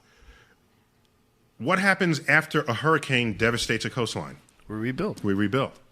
Oh, it's not going to happen to me. Oh, this is stuff within your lifetime. Right. This is the 20-year hurricane, the 30-year hurricane, not the 200-year, 500,000-year hurricane. So, unfortunately, our brains aren't wired for this. So it's a good thing that we have methods and tools that can compensate for this shortcoming. Do we have any sort of scientific plan to handle asteroid impacts, to avoid on paper? them? Oh, yeah, we've got a total solution worked out on paper, completely unfunded at the moment. When you say on paper, is it for you can do the engineering. You can do the engineering, and it'll work. The physics and engineering. What do they do? They knock it out of orbit or something? No, if you're macho. If you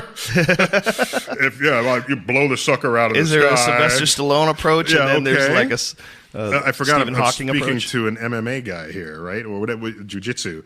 So there are different solutions. The problem is, we could conceivably blow the thing up, but as Americans, we're really good at blowing stuff up, and we're less good at knowing where the pieces land afterwards.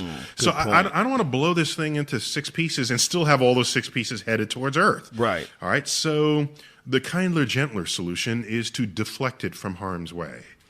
And there's something called a gravitational tractor beam, essentially. I mean, that's the poetic way to say it, the sci-fi way to say it. But really, you put a space pod out there that has a gravitational field that attracts the asteroid into a slightly different orbit. And if you get there early enough, you don't have to deflect it by much because that deflection accumulates. And all you need it to do is miss Earth. Now, it's still out there to harm you another day, but if you get good at this, you just have, just like you have the block protection, nighttime protection force, in the neighborhood, well, you'd have the asteroid protection force, and that would be protecting Earth from asteroids. And Jupiter protects us from most asteroids, right? Well, for most of the things that haul their way in from outside the solar system, comets, most asteroids are within the orbit of Jupiter, so Jupiter doesn't need to protect us from them. Well, we would want it to. It just doesn't because their orbits don't reach Jupiter for enough to Jupiter to bat it into a new place. But comets that come from far beyond the orbit of Jupiter, when they come near Jupiter, they feel Jupiter's titanic gravitational field. And Jupiter basically bends them into a new orbit. And so many of them don't even make it past Earth's orbit on its way towards the sun. I mean, so these new orbits clears the space for our survival here on Earth. And so Jupiter is our friend. It's our friend that takes care of the bullies in the schoolyard. Do we know enough about other solar systems to know whether or not this is a typical setup? It was our urge, given what's called the Copernican principle, to say that we're not special, we're average. And if we're average, then other solar systems should look like us, because the sun is kind of average, and we're not on the littlest planet or the biggest planet. So you make some assumptions. Mm-hmm. As the star systems came into the catalogs, as our techniques and methods to observe other planets in the solar system arose, we started to learn that our solar system is not typical. That most solar systems, most star systems, have a Jupiter-sized object much closer to their host star than our Jupiter is. So then we say, well, then why is our star system different from theirs? And so it's a frontier. It's an active frontier, and no one is putting their bets on any one kind of solar system as being the most representative. And we're building the catalog now. So the catalog that has 700 or so exoplanets in it, that's only 500 star systems. We're now building the catalogs of the secondary, tertiary planets in the star systems that we've already discovered. We've so that's discovered cool. a lot of binary star systems as well, right? Where there's more than one sun.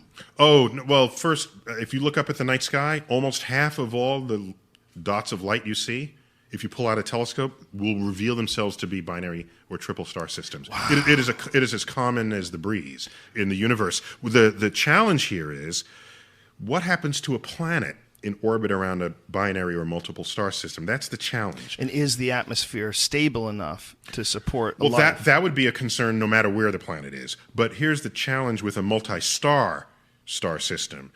As the planet orbits, maybe it'll get really close to one star and really far from another, and maybe the orbit is entangled between the two of them, trying to do figure eights. If you have an unstable orbit, you're likely to eject the planet forever into interstellar space. And in fact, data are now showing that interstellar space may have more rogue planets that have been ejected for having misbehaved orbits from their star systems than there are stars within planetary systems themselves. Dude, you just blew my fucking mind. And they're called rogue planets. I'm just beginning here. So watch. So we also know that many planets have still retained their heat of formation long after they've come into existence.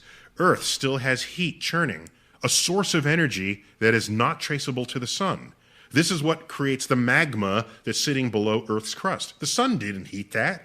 That's heat generated within the Earth. Some is left over from formation. Others is created from radioactive decay of elements. But we've got an energy source. And our biology books from decades ago said life needs sunlight. No. Life needs energy. It doesn't care if it comes from the sun. And volcanic vents at the bottom of the sea with no sunlight. For example, the Juan de Fuca Ridge off of the coast of Washington is a vent in the bottom of the ocean that is releasing the heat from below. And it's an energy source. It's at the bottom of the ocean where the sun don't shine, or the sun don't reach. And yet there's life form thriving there, existing on a form of geochemical energy. It's got nothing to do with the sun. The fact that we've discovered exotic life on Earth has broadened the net that we have cast into space in our search for life in the universe. No longer do we need to look for the 72-degree pond in an oxygen atmosphere planet in our search for life. So this Goldilocks zone where everything had to be perfect, we've got life thriving in places that would kill us. And we are not the ultimate measure of what the conditions that life requires to survive. So now that we're looking with this very broad net, we can say to ourselves, for these vagabond planets, if they still have their source of energy churning within, maybe there's life there. And if that's the case, the galaxy could be teeming with life, and the fact that we're focusing our search on planets around stars may simply be limiting all that we can discover in the cosmos. So these planets could essentially be spaceships filled with life forms headed our way, and they might even slam into us. Well, metaphorical spaceships, yeah. And the problem is, since they're homeless, there's nothing to illuminate them. So they're pitch black, flying through the galaxy. Now, if some of the heat reaches the surface, you can use infrared telescopes that might pick them up, but we wouldn't even know where to look. Well, isn't that the thought about the object that they believe is somewhere outside of the Kuiper Belt?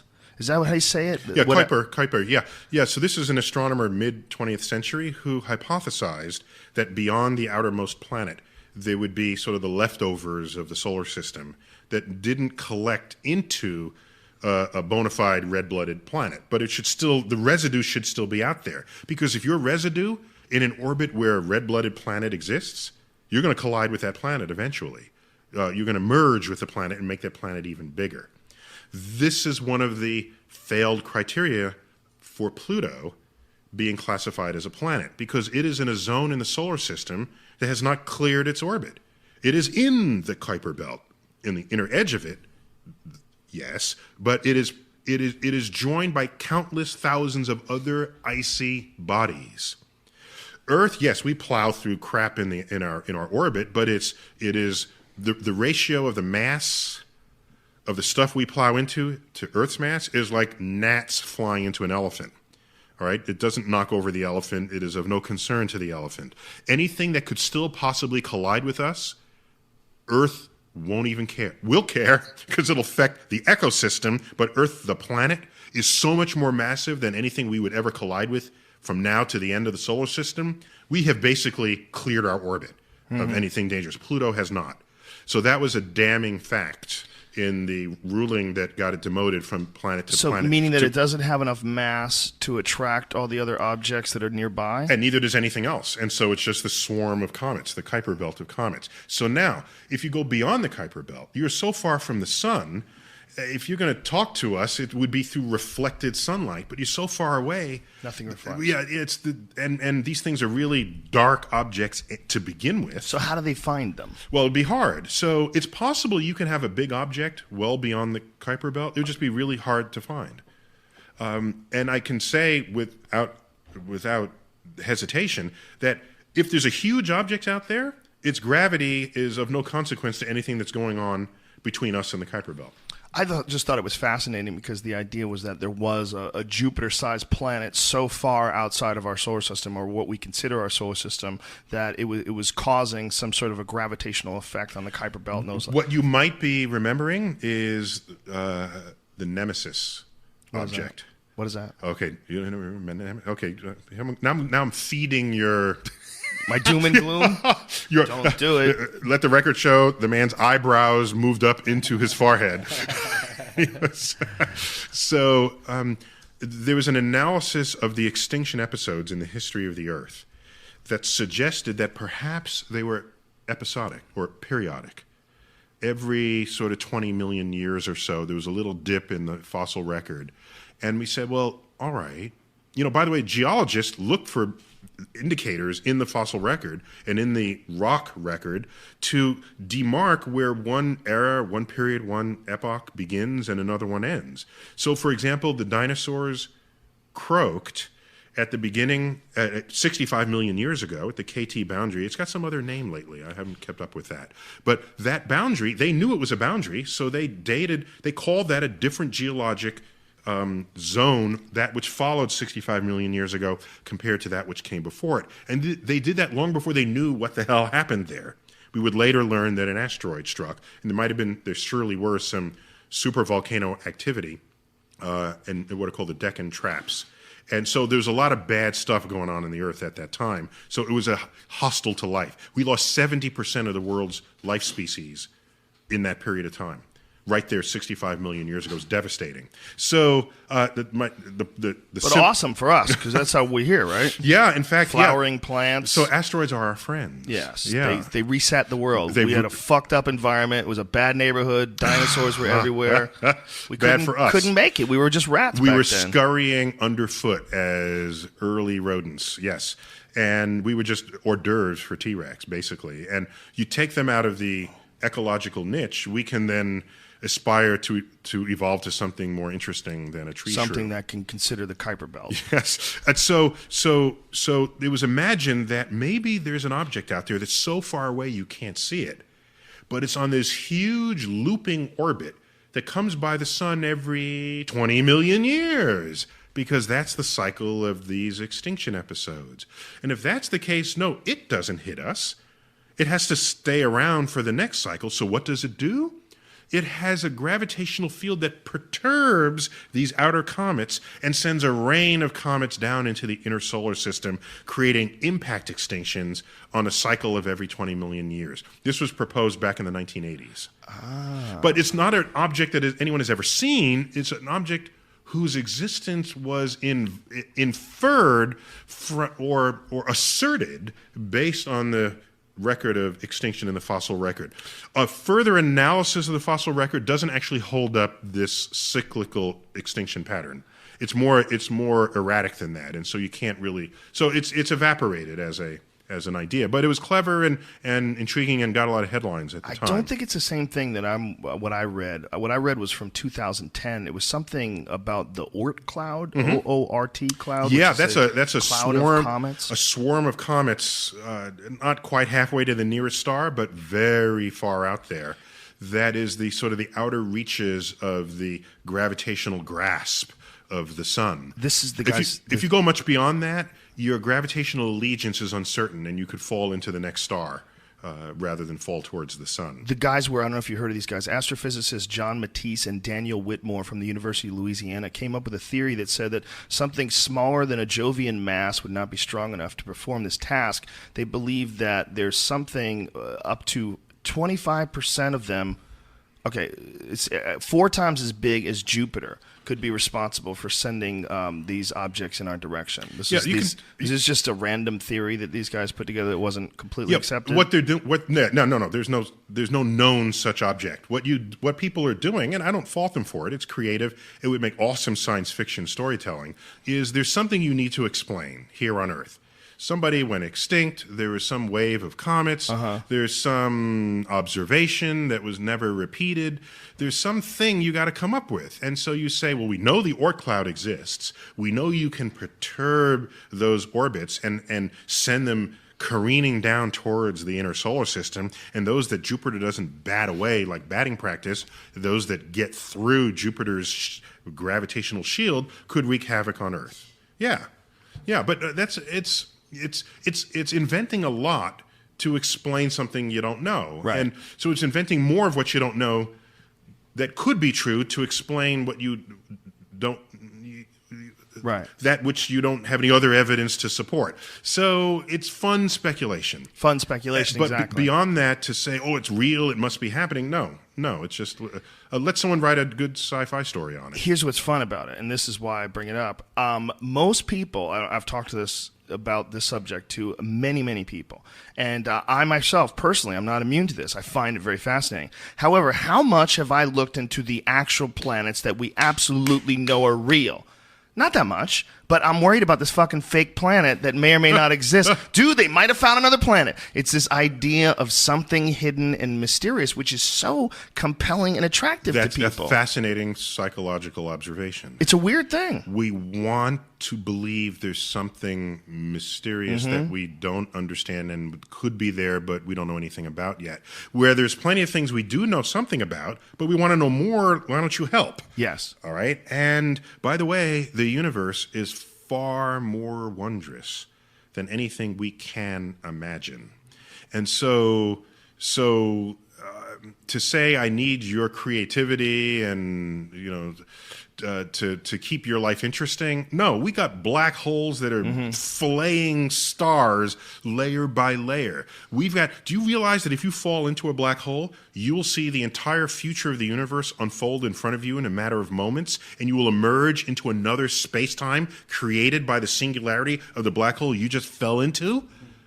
You just broke the internet. You just broke the whole internet right there. So let's talk about that. Jesus. All right? Why are we wasting time talking about whether the Saturn V rocket... Because we're fascinated by shit that's unproven. Mysterious shit. Look, I got a broken brain, okay? There's a reason for me. You want some more cool stuff? All right? Mars once had liquid running water coursing on its surface. Unquestionably, It has Marsologic features that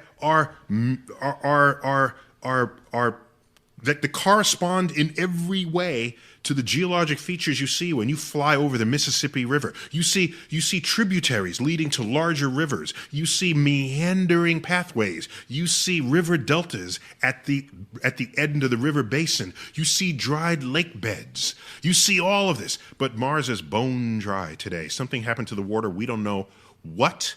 We're pretty sure it sunk down beneath the surface in a kind of permafrost. My point is, if any time in the past Mars had liquid running water, every place on Earth there's liquid running water, there's life. There's evidence to think that Mars was habitable with liquid running water before Earth was. Well, see, then you just started up another conspiracy theory. That's the Richard Hoagland group of people that believed that there was pyramids and a face on Mars, I got something, and there was civilization. I have something better than that, all right? That if Mars was fertile for life before Earth, something we learned recently in the last 10 years, that asteroid impacts panspermia. There you go, can be strong, can be violent enough that they can fling surrounding rocks with escape velocity into interplanetary space, where they will drift until they are attracted by the gravity of some other planet, and they will then fall and land on its surface. If Mars was fertile and formed life, microbial though it may only have been, it's microbial life that can survive dehydration, high radiation, absence of... we have found what we call extremophiles on Earth, like I said a moment ago, that thrive under conditions that would kill us. High pressure, low pressure, high temperature, low temperature, high radiation. All of these conditions the microbes would have encountered on Mars, being thrust into space and making that journey. Well, if that's possible, and if that's the case, then life on Earth could have been seeded by life on Mars, making every life form on Earth a descendant of Martians. More importantly, why do we have bacteria that could survive high radiation in the first place? What business does that have here beneath Earth's protective atmosphere, thriving in places where there isn't high radiation? We have life forms that can survive what that trip through space would have what a trip through space would have what it would have been subjected to by a trip through space. So you have now, by the way, life does not evolve the way anyone typically thinks it does. You're not some organism that then adapts to a new environment. No, you just die. The variation in organisms allows some to thrive in conditions that would otherwise kill you, and it's my genetic offspring that continue. Nobody adapted to anything. Nature is selecting that subset of the variation in a generation that has survival properties for that next assault in the environment. So, if Mars is teeming with life and microbes are flying into the atmosphere, flying into space as stowaways in the nooks and crannies of rocks, then that population will be selected for those microbes that can survive that journey through space. Does a planet need any sort of an atmosphere in order to support life, or they just need water? All we know is what can support life as we know it.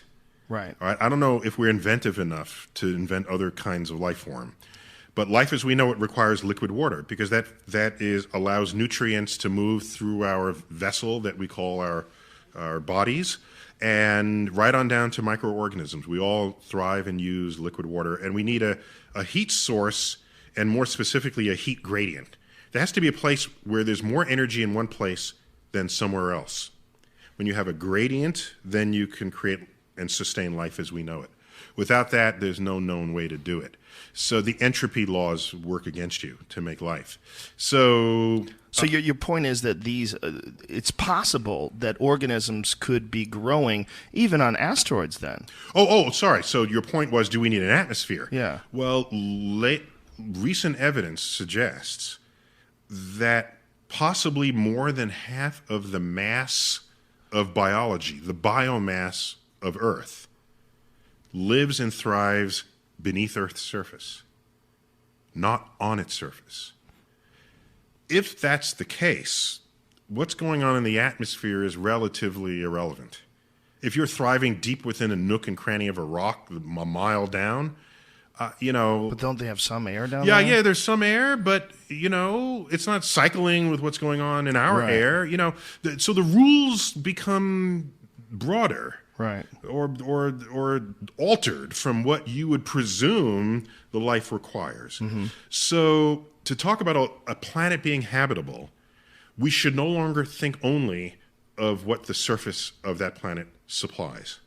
We need to think more broadly about what could go on deep within its surface as well. We're pretty sure there are no large macroscopic organisms lumbering around, like in Journey to the Center of the Earth of Jules Verne, where there are creatures down there. No. Hollow Earth. Yeah, hollow Earth. No, there's no evidence that we have huge creatures. The pressures and the behavior of material doesn't allow there to be huge cavities that haven't, over the billions of years, completely been filled in. I mean, when I say huge, I mean hundreds of miles large. No, the system would collapse into that rapidly. And you can get smaller cavities like Carlsbad Caverns, that sort of thing, but nothing, staggeringly large. Now, when you consider all the possibilities for life in the universe, which are, almost infinite, right? Yeah, there are probably more ways to make life than we haven't thought of than the way to make life that we know of, here on Earth. We're just not imaginative. We just don't. I'm reminded of, if I get a little literate on you for a moment, in the late 18th century, there's a book published called Cosmotheros by Christian Huygens. And he was a polymath, that he was great in math and physics and biology. He wrote a book exploring what life might be like on all the planets. And listen to this reasoning. This is hilarious. He said, Jupiter, well, it's clear it's got an atmosphere, because through a telescope you see bands of gas moving across its surface. Well, if it has an atmosphere, then life forms there would probably exploit that atmosphere the way we do. Because it has an atmosphere, it means it probably has rain, because we get rain out of our atmosphere. If it has rain, it must have oceans. If it has oceans, they must need a means for traveling, so they would build ships with sails. And if those ships have sails, they would need rope. So they probably have hemp. It was Wow. So this was obviously extrapolation to an extreme. Right. But just analyze that for one split second. Every supposition was rooted in what we do as humans. And there's no greater hubris than to presume that what we find somewhere else would be just like us, or act just like us, or have the same needs as us. I always felt that way about... Or even have the same